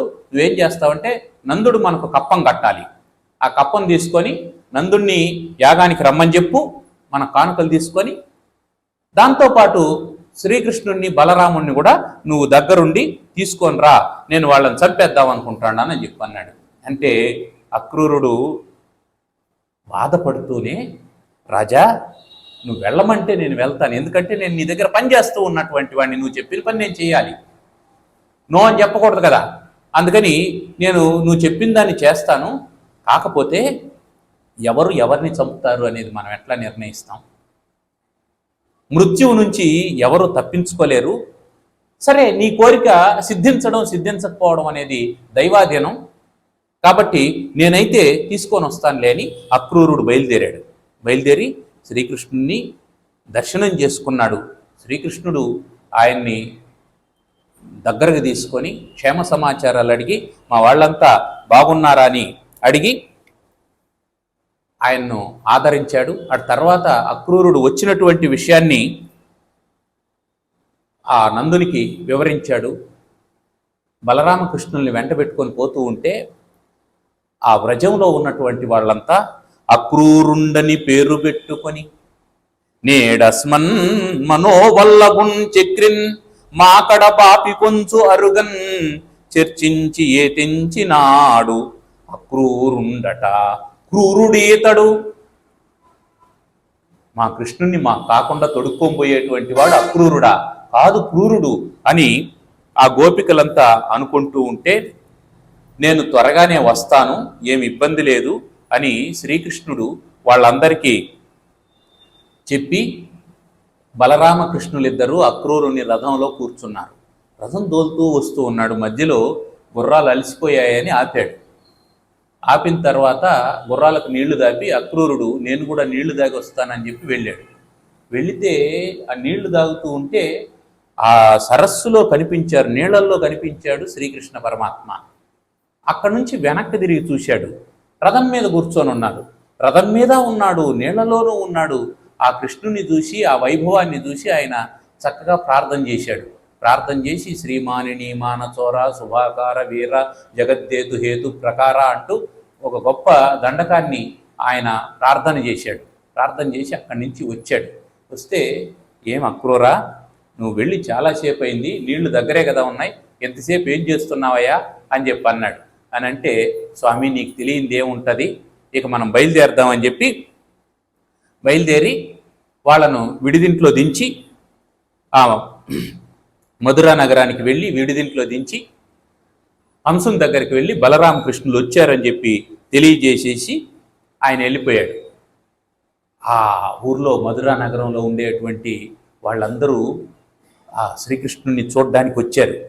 శ్రీకృష్ణుడు ఆ వీధిలో వస్తూ ఉన్నాడనంటే అందరూ మేడల మీదకి ఎక్కి నిల్చున్నారు. ఎట్లా వచ్చారు అంటే, ఒక ఆవిడ చీర కట్టుకుంటూ ఉందట, సగంలో ఆపేసి వచ్చేసింది. ఒక ఆవిడ బొట్టు పెట్టుకుంటూ ఉంది, వచ్చేసింది. ఒక ఆవిడ జడదూకుంటూ ఉంది, ఆ వెంట్రుకలు ముడుచుకోకుండానే వచ్చేసింది. కృష్ణుడో కృష్ణుడో ఎప్పుడు వస్తాడో చూద్దామనేటువంటి ఉద్దేశంతో శారీరకమైనటువంటి స్పృహ కూడా కోల్పోయి భగవంతుని మీద దృష్టితో పరుగున వచ్చేసినటువంటి వారు భౌతికమైనటువంటి దృష్టిని ఆ మధురా నగరంలో ఉన్నటువంటి వాళ్ళు కూడా కోల్పోయి వీడటే రక్కసి విగత జీవగా చన్నుబాలు త్రావిన మేటి బాలకుండు, ఇదిగో ఈ పిల్లోడేనంట పోతన్ని సంహరించినటువంటి వాడు అని అతన్ని చూసి కథలుగా వాళ్ళు విన్నటువంటివి, వాళ్ళకి తెలిసినటువంటివి, వాళ్ళకి ఇతరులు చెప్పినటువంటివి వాటన్నిటినీ చెప్పుకుంటూ ఆనందంగా శ్రీకృష్ణుడిని చూస్తూ ఉంటే, బలరామకృష్ణులు ఆ వీధిలో నడుస్తూ ఉంటే వాళ్ళకు వచ్చి నమస్కారాలు చేసేవాళ్ళు, పాదపూజ చేసేవాళ్ళు. ఇలా జరుగుతూ ఉంది. ఇట్లా వెళ్తూ ఉంటే ఒక ఉతికిన బట్టలు తీసుకుని వెళ్తూ ఉన్నటువంటి ఒక రజకుడు కనిపించాడు.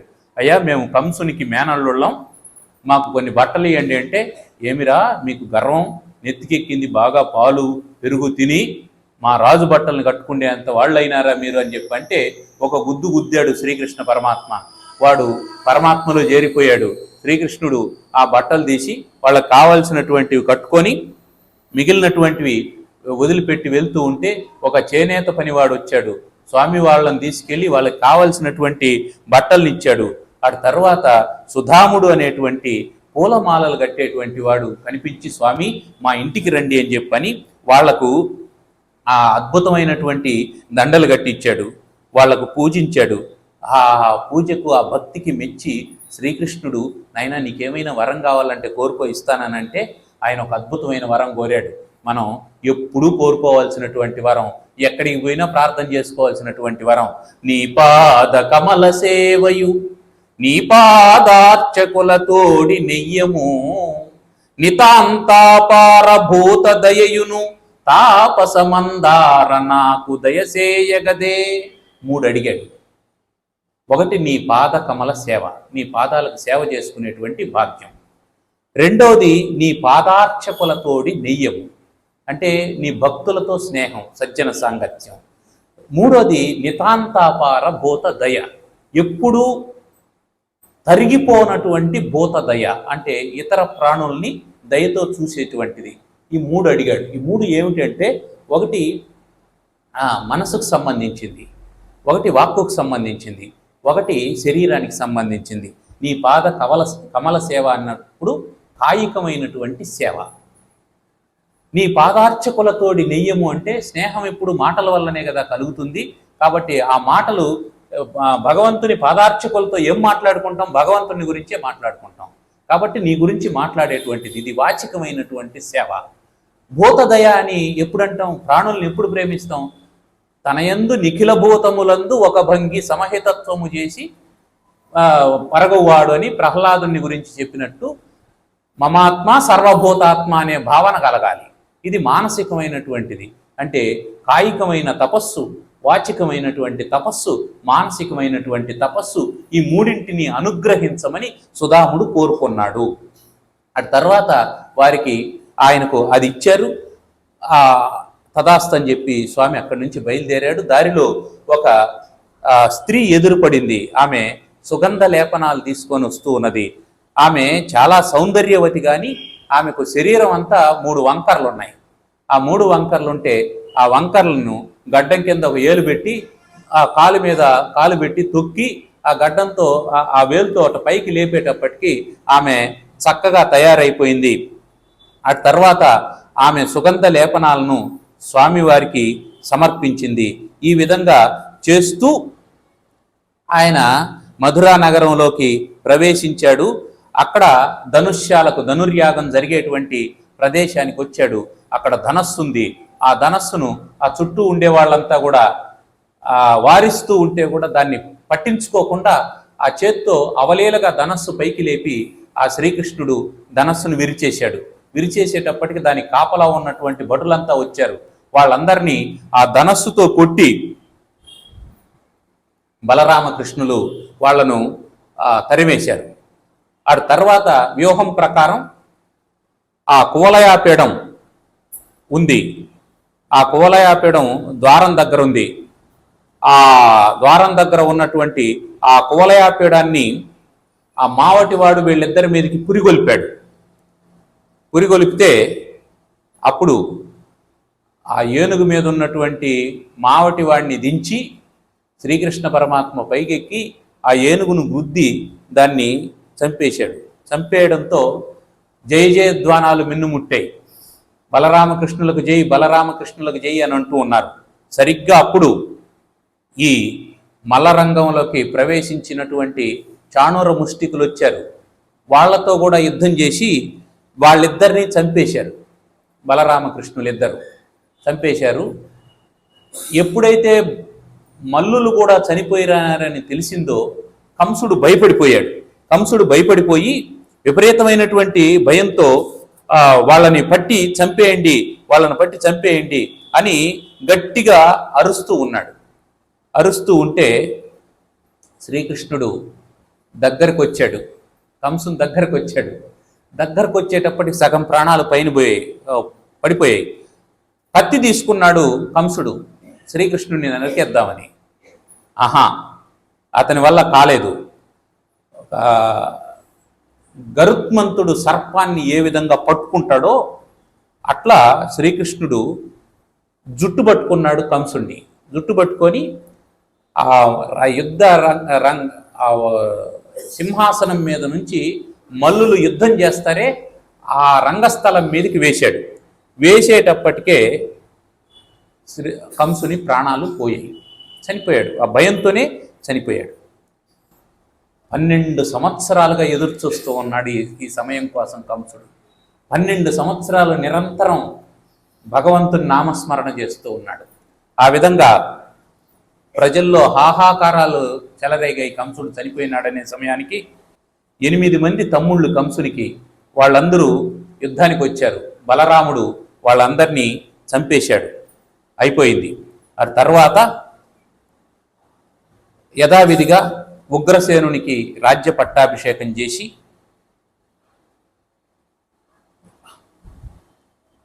ఆ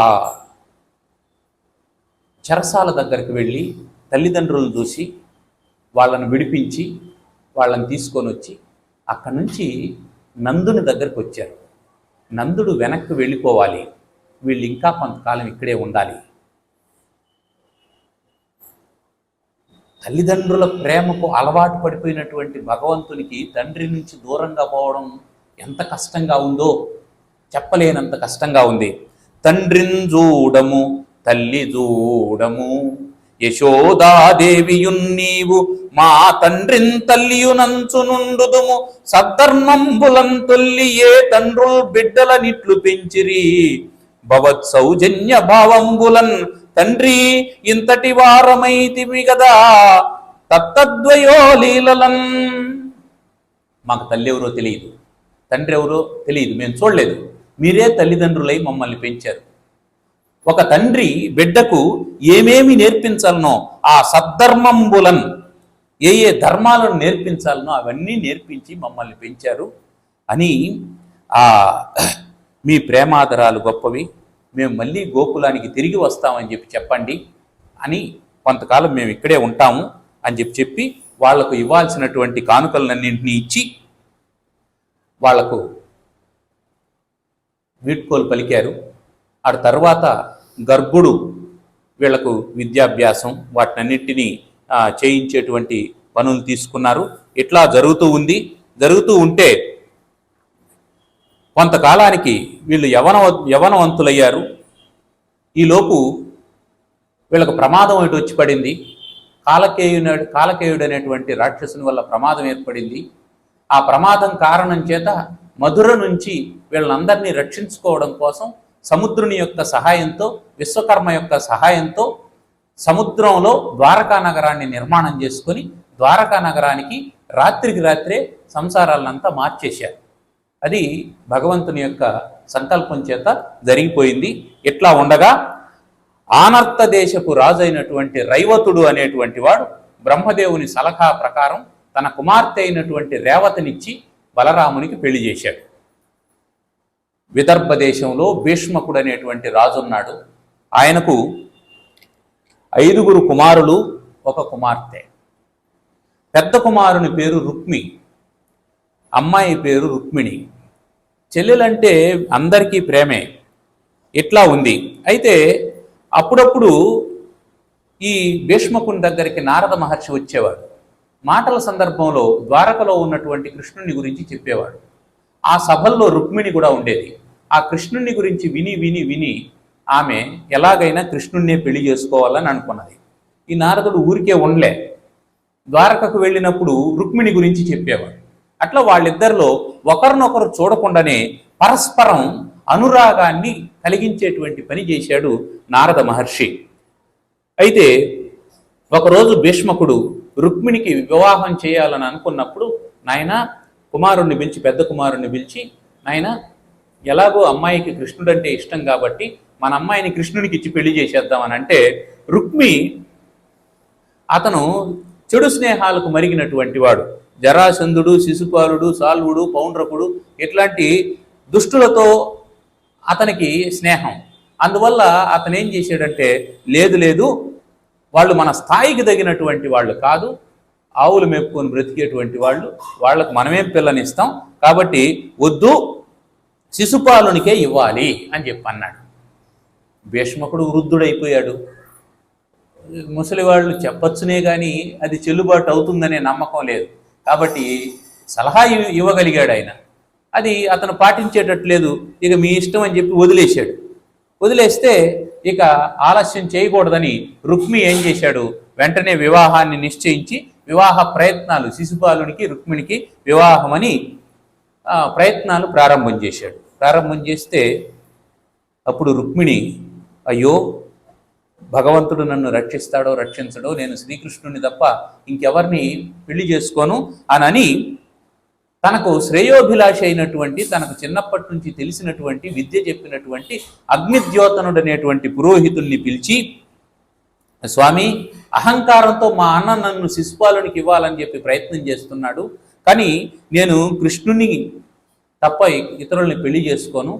నేను శిశుపాలుని పెళ్లి చేసుకోవాల్సి వస్తే ఈ దేహాన్నైనా పరిత్యాగం చేస్తాను, కానీ నేను అతన్ని పెళ్లి చేసుకోను. నా ప్రేమను మీరు శ్రీకృష్ణునికి తెలియజేసి ఎలాగైనా సరే శ్రీకృష్ణుడిని ఇక్కడికి వచ్చి నన్ను తీసుకోబోవాలా అని చెప్పమని అగ్నిద్యోతనికి చెప్పి పంపించింది. పెళ్లి కానటువంటి ఆడపిల్లల చేత రుక్మిణీ కళ్యాణం చదివించమనేది ఇందుకే, ఈ మాత్రం తెలివితేటలన్నా వస్తాయని. సరే, ఆయన ద్వారకా నగరానికి వెళ్ళాడు. వెళ్ళి శ్రీకృష్ణునికి విషయం తెలియజేసి అమ్మాయి గురించి చెప్పాడు. చెప్పి, అయ్యా అక్కడ పార్వతీదేవి మన్నించండి, రుక్మిణీదేవి నీ గురించే ధ్యానం చేస్తూ ఉంది. ప్రాణేశ నీ మంజు భాషలు వినలేని కర్ణరంధ్రంబుల కలిమియేలా, పురుషరత్నమ నీవు భోగింపగాలేని తనులత వలని సౌందర్యమేలా, భువన మోహన నిన్ను పొడగానగాలేని చక్షురింద్రియముల సత్వమేలా, దయిత నీయధరామృతం బానగాలేని జిహ్వకు ఫలరస సిద్ధియేలా, నిరజాతనయనా నీవనమాలికా గంధమబ్బలేని ఘ్రాణమేలా, ధన్యచరిత నీకు దాస్యంబు చేయని జన్మమేలా ఎన్ని జన్మములకు అని నిన్నే స్మరిస్తూ ఉంది అని అగ్నిద్యోతనుడు శ్రీకృష్ణునికి తెలియజేశాడు. శ్రీకృష్ణునికి తెలియజేస్తే శ్రీకృష్ణుడు సంతోషించి, నేను రుక్మిణి యొక్క అభ్యర్థనను స్వీకరించాను, నేను వస్తున్నాను అని చెప్పని సర్వసన్నాహాలతో రథాన్ని దారుకుడు నడుపుతూ ఉంటే అగ్నిద్యోతంతో సహా స్వామి ఆ విదర్భ దేశపు రాజధాని అయినటువంటి కుండిన నగరానికి బయలుదేరాడు. సరే, శ్రీకృష్ణుడు బయలుదేరడంతో బలరాముడు కూడా పెద్ద సైన్యాన్ని వెంటబెట్టుకొని శ్రీకృష్ణునికి సహాయంగా బయలుదేరాడు. ఇక్కడ శిశుపాలునితో వివాహం చేయడం కోసం అన్ని ఏర్పాట్లు జరుగుతూ ఉన్నాయి. శిశుపాలుడు కూడా వచ్చేశాడు. ఆయన రథాలు, గుర్రాలు, ఏనుగులు మొదలైనటువంటి బట సందోహంతో వైభవోపేతంగా తరలి వచ్చాడు. రుక్మి కూడా వాళ్ళకు కావాల్సినటువంటి ఆప్తమిత్రులైనటువంటి జరాసంధ, సాల్వ, దంతవక్త్ర, విదూరక, పౌండ్రక మొదలైనటువంటి వాళ్ళనందరినీ ఆహ్వానించి పిలిచి వాళ్లకు సరిపోయేటువంటి విడిది ఏర్పాట్లన్నీ చక్కగా చేశాడు. ముహూర్తం దగ్గరవుతూ ఉంటే రుక్మిణి మనసులో ఆందోళన పెరిగిపోతూ ఉంది. వెళ్ళినటువంటి అగ్నిద్యోతనుడు ఇంతవరకు రాలేదు. ఘనుడా భూసురుడేగెనో నడుమ మార్గశ్రాంతుడై చిక్కెనో, విని కృష్ణుండిది తప్పుగా తలచెనో, విచ్చేసెనో ఈశ్వరుండనుకూలింపదలంచునో తలపడో ఆర్యా మహాదేవియున్ నన్ను రక్షింప నిరుంగునో ఎరుగదో నా భాగ్యమెట్లున్నదో అని ఆమె బాధపడుతూ ఉంటే సరిగ్గా ఆ సమయానికి అగ్నిద్యోతనుడు వచ్చి, రాకుమారి మెచ్చె భవద్గుణోన్నతికి అమేయధనావళులిచ్చె నాకు, తా వచ్చే సుదర్శనాయుధుడు. అమ్మా, నీ గుణగణాలను ఆయన మెచ్చుకున్నాడు. నాకు కూడా కావాల్సినంత బహుమానాలు ఇచ్చాడు. ఆ సుదర్శనాయుధుడు అనే మాట చెప్పడంతో ఆయన ఆయుధాలతో వచ్చాడు. యుద్ధం కూడా చేసైనా సరే నిన్ను తీసుకుపోతాడు అని. ఏ పరిస్థితులు అయినా సరే రాక్షస వివాహమునన్ గొనిపోవు నిన్ను తీసుకుపోతాడు. తల్లి, నీ భాగ్యమును సర్వమును నేడు ఫలించే. నీ సచ్చారిత్రం, నీ శీలం, నీ నడవడిక, నీ భాగ్యం, నీ అదృష్టం అంతా నేటికి ఫలించినాయి తల్లి అని చెప్పి అగ్నిద్యోతనుడంటే ఆమె సంతోషించి, అయ్యో స్వామి, నా సందేశాన్ని తీసుకెళ్ళి నేను చెప్పినటువంటి మాటలు తీసుకొని వచ్చి ఆ శ్రీకృష్ణ పరమాత్మను ఇక్కడికి తీసుకొని వచ్చి నా ప్రాణాలు నిలబెట్టావు. నేను నీకు ఏమివ్వగలను? నేను నీకు నమస్కారం చేయడం తప్ప ఇంకా ఏమీ నేను చేయలేను అని చెప్పి ఆమె నమస్కారం చేసింది. అక్కడి నుంచి ఆయన వెళ్ళిపోయాడు అగ్నిద్యోతనుడు. ఇక పెళ్లి ఏర్పాట్లు జరుగుతున్నాయి. పెళ్లి రోజు ఉదయం రానే వచ్చింది. సరే, పెళ్లికి ఈ శ్రీకృష్ణుడు కూడా వచ్చాడేమో అందరితో పాటు అని అనుకున్నారు. అందరూ అనుకున్నారు. వాళ్ళు కూడా విడిదింట్లో ఉన్నారని చెప్పి అనుకున్నారు. సరే, తండోపతండాలుగా విదర్భ దేశంలో ఉండే వాళ్ళంతా వచ్చి శ్రీకృష్ణుడిని చూసి, అరే ఇంత బాగున్నాడే కృష్ణుడు, ఈ కృష్ణుడు మన ఊరి కల్లుడైతే ఎంత బాగుంటాడు, రుక్మిణికి సరైనటువంటి వరుడు ఇతడు కదా అని వాళ్ళంతా అనుకుంటూ ఉన్నారు. ఎందుకో ఈ రుక్మి మధ్యలో అడ్డు తగులుతూ ఉన్నాడు.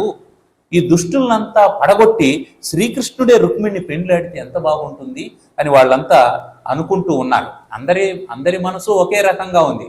అంటే సజ్జనుల ఆలోచనలంతా ఒక రకంగా ఉంటాయి, దుర్మార్గుల ఆలోచనలు భిన్నంగా ఉంటాయి, అంతే తేడా, ఇంకేం లేదు. సరే, యథావిధిగా సంప్రదాయానుసారంగా గౌరీ పూజ కోసం మరుసటి రోజు ఉదయం రుక్మిణీదేవి బయలుదేరింది అమ్మవారి గుడికి. ఆమె చుట్టూ ఆమె తల్లులు, చెలికత్తెలు, పుణ్యస్త్రీలు, ముత్తైదువులు, దాసదాసీ జనులు వీళ్ళందరూ మొదటి వరుసలో ఉన్నారు. వెనకాల రక్షక భటులను అందరూ ఉన్నారు. వేద మంత్రాలు చదివేటువంటి పురోహితులు ఉన్నారు. అందరితో కలిసి గౌరీ పూజకు బయలుదేరి వెళ్ళింది. కూర్చున్నది. గౌరీ పూజ చేయించారు చక్కగా. భక్తితో గౌరీ మాతను పూజించి తన మనసులో ఉండేటువంటి కోరికను చెప్తూ ఉంది. నమ్మితి నామనంబున సనాతనులైన ఉమా మహేశులన్, నమ్మితి నామనంబున సనాతనులైన ఉమా మహేశులన్, మిమ్ము పురాణ దంపతుల మేలు భజింతు గదమ్మ, మేటి పెద్దమ్మ దయాంబురాశి విగతమ్మ, హరిన్పతి సేయుమమ్మ, నిన్ను నమ్మిన వారికెన్నడును నాశము లేదు గదమ్మ ఈశ్వరీ, నిన్ను నమ్మిన వారికెన్నడును నాశము లేదు గదమ్మ ఈశ్వరీ అని ఆ పురాణ దంపతులైనటువంటి ఆది దంపతులైనటువంటి పార్వతీ పరమేశ్వరులకు నమస్కరించి, అమ్మా నువ్వు దయాంబు రాశివి, నాకు హరిని భర్తగా చేయి తల్లి, నిన్ను నమ్మినటువంటి వారికి ఎప్పుడూ నాశనం కలిగినట్టు ఎక్కడా లేదు, కాబట్టి నన్ను కూడా కరుణించు అని ఆమె ప్రార్థన చేసి బ్రాహ్మణులు ఇచ్చినటువంటి ఆశీస్సులు అందుకొని వాళ్లకు దక్షిణ తాంబూలాలు ఇచ్చి గుడి నుంచి నెమ్మదిగా బయటొచ్చి నడుస్తూ ఉంది. వస్తాడా రాడా కృష్ణుడు అని అనుకుంటూ ఉంటే ఆ ఎదురుగా ఒక రథం కనిపించింది. ఆ రథం మీద పీతాంబరధారి అయి దివ్యమోహనాకారంతో అద్భుతమైనటువంటి స్వరూపంతో శ్రీకృష్ణ పరమాత్మ రుక్మిణికి కళ్ళ ఎదుట కనిపించాడు. ఒక్కసారి ఇది వరకు ఎప్పుడూ చూడలేదు. అతను కృష్ణుడు అవునో కాదో తెలియదు. అయితే అగ్నిద్యోతనుడు వర్ణించినటువంటి కృష్ణుని రూపాన్ని ఒకసారి గుర్తు తెచ్చుకొని చూసింది. అవును ఇతను కృష్ణుడే అని చెప్పి అనుకుంటూ ఉంటే ఆయన కూడా ఈమె వైపు చూసి చిరునవ్వులు చిందిస్తూ చేతులు చాచి వచ్చే అన్నట్టు ఆహ్వానిస్తూ ఉన్నాడు. అప్పుడు అనుకున్నది, ఈయన నా హృదయాధీశ్వరుడైనటువంటి శ్రీకృష్ణుడేని. అంతవరకు ఆసక్తిగా చూసినటువంటి రుక్మిణికి ఒక్కసారిగా సిగ్గు ముంచుకొచ్చి మెల్లగా తల వంచుకున్నది. శ్రీకృష్ణుడు వడివడిగా రథాన్ని ఆమె దగ్గరకు తీసుకొని వచ్చి కొంచెం రథం నుంచి వంగి కుడి చేతిని చాచి ఆమె కుడి చేతిని అందుకొని రథం వైపుకు లాక్కున్నాడు. రథం మీదకి ఏం జరుగుతోందో అని చుట్టుపక్కల ఉండే వాళ్ళు చూసేలోపు రథం వేగాన్ని అందుకున్నది. బలరాముడు సైన్యాన్ని తీసుకొని ఆ రథం వెంబడి పోతూ ఉన్నాడు. రాజులకు ఏమి అర్థం కాలేదు. ఏం జరుగుతోందో చూసి తెలుసుకొని దిగ్భ్రమ చెంది వాళ్ళందరూ, ఏమిరా ఒక క్షత్రియ కాంతను ఒక గొల్లవాడు తీసుకొని వెళ్ళిపోతూ ఉంటే మనం చేతలుడికి చూస్తూ ఉంటామా అని అందరూ యుద్ధానికి బయలుదేరారు. బలరాముడు కూడా తన యాదవ సైన్యంతో వాళ్ళందరినీ అడ్డుకొని యుద్ధం తీవ్రంగా జరిగింది. అందరూ యుద్ధంలో ఓడిపోయి వెనక్కి పోతూ ఉన్నారు. జరాసంధుడు వచ్చి శిశుపాలుని దగ్గరకు వచ్చి ఊరడించి, ఏదో పోయింది ఇంకెందుకు ప్రాణాలు పోగొట్టుకుంటావు, నీకు లోకంలో ఆడవాళ్ళు కొరత, ఆ కృష్ణునికి ఎదురుగా పోయి ఎందుకు ప్రాణాలు పోగొట్టుకుంటావు, నీకు బ్రతికుంటే భార్య దొరకకుండా పోతుందా, ఇది పోయింది అంటే ఇంతకంటే మంచిది వస్తుందని అర్థం అని ఏదో చెప్పి జరాసంధుడు అట్లా ఓదార్చేటువంటి ప్రయత్నం చేసి కొంతకాలం ఆగు, మనం అందరం సైన్యం అంతా కూడగట్టుకొని మళ్ళీ వాళ్ళ మీద ప్రతీకారం తీర్చుకుందాం అని అనుకొని రాజులందరూ వాళ్ళ ఊర్లకు బయలుదేరేస్తూ ఉంటే ఇది అవమానంగా అనిపించింది రుక్మికి. అవమానంగా అనిపించి ఒక అక్షోహిణి సైన్యాన్ని తీసుకొని కృష్ణుని చంపి నా చెల్లెల్ని తీసుకొని రాకపోతే నేను ఈ నగరంలో, కుండిన నగరంలో కాలు పెట్టను అని తీవ్రమైనటువంటి ప్రతిజ్ఞ చేసి వెళ్ళి సారథిని అదిలించాడు. కృష్ణుని రథాన్ని మనం కలుసుకోవాలని. సరే, వేగంగా రథాన్ని దోలుకుంటూ వచ్చి నిలు మా పాటి వాడవా, మా పాప కొనిపోవా, మాతో సమానమైనటువంటి వాడివా, మా బిడ్డను తీసుకుపోతున్నావు, నీ బలం ఎంత, నీ పరాక్రమం ఎంత, నీ కులమేమి, గోత్రమేమి, నీకున్న ఆస్తి ఎంత, అంతస్తు ఎంత, నీ ఉద్యోగం ఎంత, ప్యాకేజ్ ఎంత అనేసి అడ్డుకొని యుద్ధం మొదలైతే శ్రీకృష్ణుడు ఆ యుద్ధం చేశాడు. రుక్మిణి పట్టుకొని చంపబోతున్న సందర్భంలో రుక్మిణీదేవి వచ్చి ప్రార్థన చేసి, మా అన్నను చంపద్దు, మనం శుభమాన్ని పెళ్లి చేసుకుంటూ ఉండే సందర్భంలో మా తల్లిదండ్రులకు పుత్రశోకం ఉండకూడదు అని చెప్పి అంటే ఆయన తల గొరిగించి రుక్మిణికి అవమానం చేసి వదిలిపెట్టేస్తూ ఉంటే సరిగ్గా అప్పుడు సైన్య సమేతుడై బలరాముడు అక్కడికి వచ్చాడు. బలరాముడు అక్కడికి వచ్చి కృష్ణుడు చేసినటువంటి పని చూసి, తమ్ముడా, ఇంత పని చేయొచ్చునా, నువ్వు తప్పు కదా, వాడు నీకు బావమరిది కదా, ఎంతైనా వాళ్ళ అమ్మాయిని మనం తీసుకున్న తర్వాత వాళ్ళని అవమానించకూడదు, ఇది తప్పు, నువ్వు తల గొరిగించావు, దీనికంటే తల తీసుంటే ఒక్క పూటతో ఆ ప్రాణం పోయి ఈ అవమానాన్ని మర్చిపోయి ఉండేవాడు, ఇంత అవమానం చేసినాడు, ఇది తప్పు అని చెప్పని రుక్మిణీదేవి దగ్గరకు వచ్చి బలరాముడు, అమ్మా, మీ అన్నం ఇప్పుడు బంధువైనాడు, మీ అన్నను అవమానించినాడని చెప్పి నువ్వు శాపం పెట్టద్దు తల్లి, మా వంశానికి ఏ విధమైనటువంటి హాని కలగకుండా చూడు అని చెప్పి ఆమెను మన్నించమని చెప్పి వేడుకున్నాడు. తర్వాత అందరూ కలిసి ద్వారకా నగరానికి వచ్చారు. ఆ ప్రతిజ్ఞ చేసినటువంటి రుక్మి కుండిన నగరంలోకి ప్రవేశించకుండా నగరం బయట నివసిస్తూ ఉంటే కొంతకాలానికి అక్కడ ఇంకొక పట్టణం తయారైంది, ఒక శాటిలైట్ టౌను ఒకటి అక్కడ తయారైంది. ఇక అక్కడ నుంచి ద్వారకా నగరానికి వచ్చారు. శ్రీకృష్ణుడు రుక్మిణీదేవిని తీసుకొని ద్వారకా నగరానికి వస్తాన్నాడని తెలియగానే ద్వారకా నగరం అంతా పండుగ వాతావరణం వచ్చింది, పెళ్లి వాతావరణం వచ్చింది. శ్రీకృష్ణుడిని ద్వేషించే వాళ్ళు తప్ప మిగతా వాళ్ళంతా పెళ్లికి వచ్చారు. నగరం అంతా అద్భుతంగా అలంకరించబడింది, వైకుంఠంలాగా అలంకరించారు. ఆది లక్ష్మీదేవికి శ్రీ మహావిష్ణువుకు వివాహం జరిగినప్పుడు మనం ఎవరూ చూడలేదు, ఇదిగో ఇప్పుడు చూస్తున్నామని అందరూ ద్వారకావాసులంతా ఉప్పొంగిపోయారు. సకల జనులు సమ్మోహితులయ్యారు. దేవతలందరూ దిగొచ్చారు భూమి మీదకి, పుష్పవర్షాన్ని కురిపించారు. ఆ విధంగా ఆ శ్రీమన్నారాయణుడు లక్ష్మీదేవి స్వరూపమైనటువంటి రుక్మిణికి ఆ వివాహం జరిగింది. రాఘవత్వే భవేత్ సీత రుక్మిణి కృష్ణ జన్మని అని చెప్పి అన్నారు. అంటే శ్రీమన్నారాయణుడు శ్రీకృష్ణ పరమాత్మగా అవతరించినప్పుడు ఆమె రుక్మిణీదేవిగాను, శ్రీరామచంద్రుడిగా అవతరించినప్పుడు సీతాదేవిగాను లక్ష్మీదేవి వచ్చింది. ఈ అవతారాల్లోనే ఇట్లా వచ్చింది, మిగతా అవతారాల్లో ఆయన పర్మిషన్ ఇవ్వలేదు. మత్స్యావతారం, కూర్మావతారం, వరాహ అవతారం వీటిల్లో లేదు. కాబట్టి పర్మిషన్ ఇచ్చినటువంటి అవతారాల్లోనే ఆవిడ వచ్చింది. ఆ విధంగా వాళ్ళిద్దరికీ వైభవోపేతంగా కళ్యాణం జరిగింది. ఈ కళ్యాణ కథను విన్నటువంటి వారి అందరికీ కూడా ఇహపర సౌఖ్యాలు కలగాలని ఆ స్వామి సుఖమహర్షి పరీక్షిణ్ మహారాజుకు చెప్పాడు.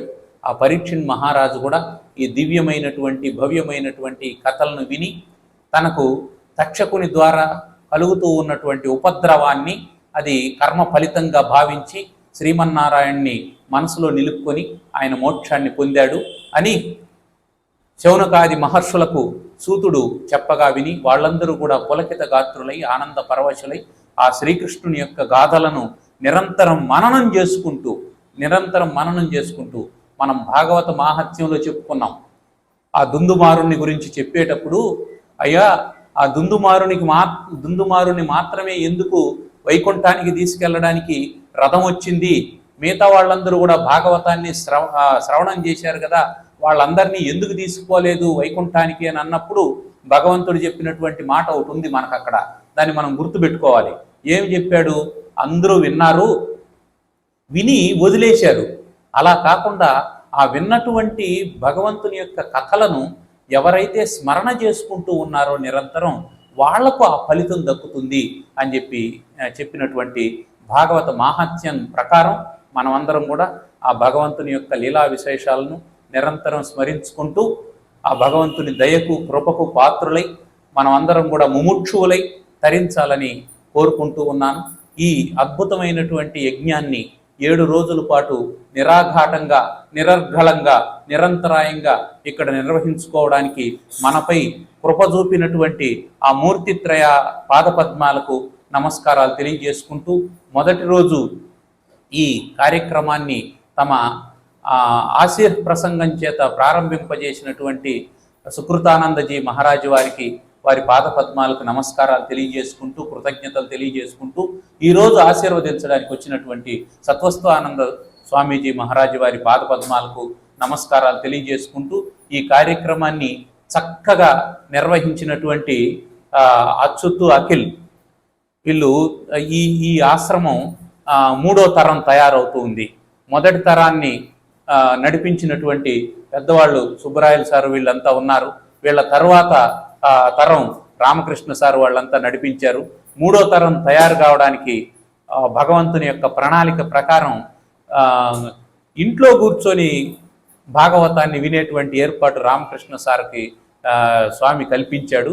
కారణం ఏమిటంటే, ఎంతసేపు పెద్దవాళ్లే చేస్తూ ఉంటే పిల్లవాళ్ళు పని చేయడం ఎప్పుడు నేర్చుకుంటారయ్యా, వాళ్ళు తయారు కావాలి అని స్వామి వారిని తాత్కాలికంగా కూర్చోబెట్టారు. ఈ భాగవత ఫలితం కారణం చేత, భాగవత యజ్ఞ ఫలితం కారణం చేత వారు శీఘ్రమే స్వస్థులై యథావిధిగా మళ్ళీ ఈ కార్యక్రమాలని ఇతోధిక ఉత్సాహంతో వారు నిర్వహిస్తారని ఆకాంక్షిస్తూ, ఈ 7 రోజుల పాటు శ్రద్ధగా విన్నటువంటి మీకందరికీ కూడా ఆ భాగవత శ్రవణ ఫలితాన్ని వ్యాసుల వారు దయతో, సుఖమహర్షి కరుణతో అనుగ్రహించాలని ఆకాంక్షిస్తూ, శ్రియకాంతాయ కళ్యాణ నిధయేర్తినాం శ్రీ వెంకట నివాసాయ శ్రీనివాసాయ మంగళం. మంగళం శ్రీ కురుక్షేత్రే రణక్షోణి విహారిణే పార్థసారథి రూపాయ గీతాచార్యాయ మంగళం. ఓం స్వస్తి ప్రజాభ్యః పరిపాలయంతాం న్యాయ్యేన మార్గేణ మహిం మహేశాః. గోబ్రాహ్మణేభ్యః శుభమస్తు నిత్యం. లోకాః సమస్తాః సుఖినో భవంతు. ఓం సర్వేషాం స్వస్తిర్భవతు. ఓం సర్వేషాం పూర్ణం భవతు. ఓం సర్వేషాం శాంతిర్భవతు. ఓం శాంతి శాంతి శాంతి.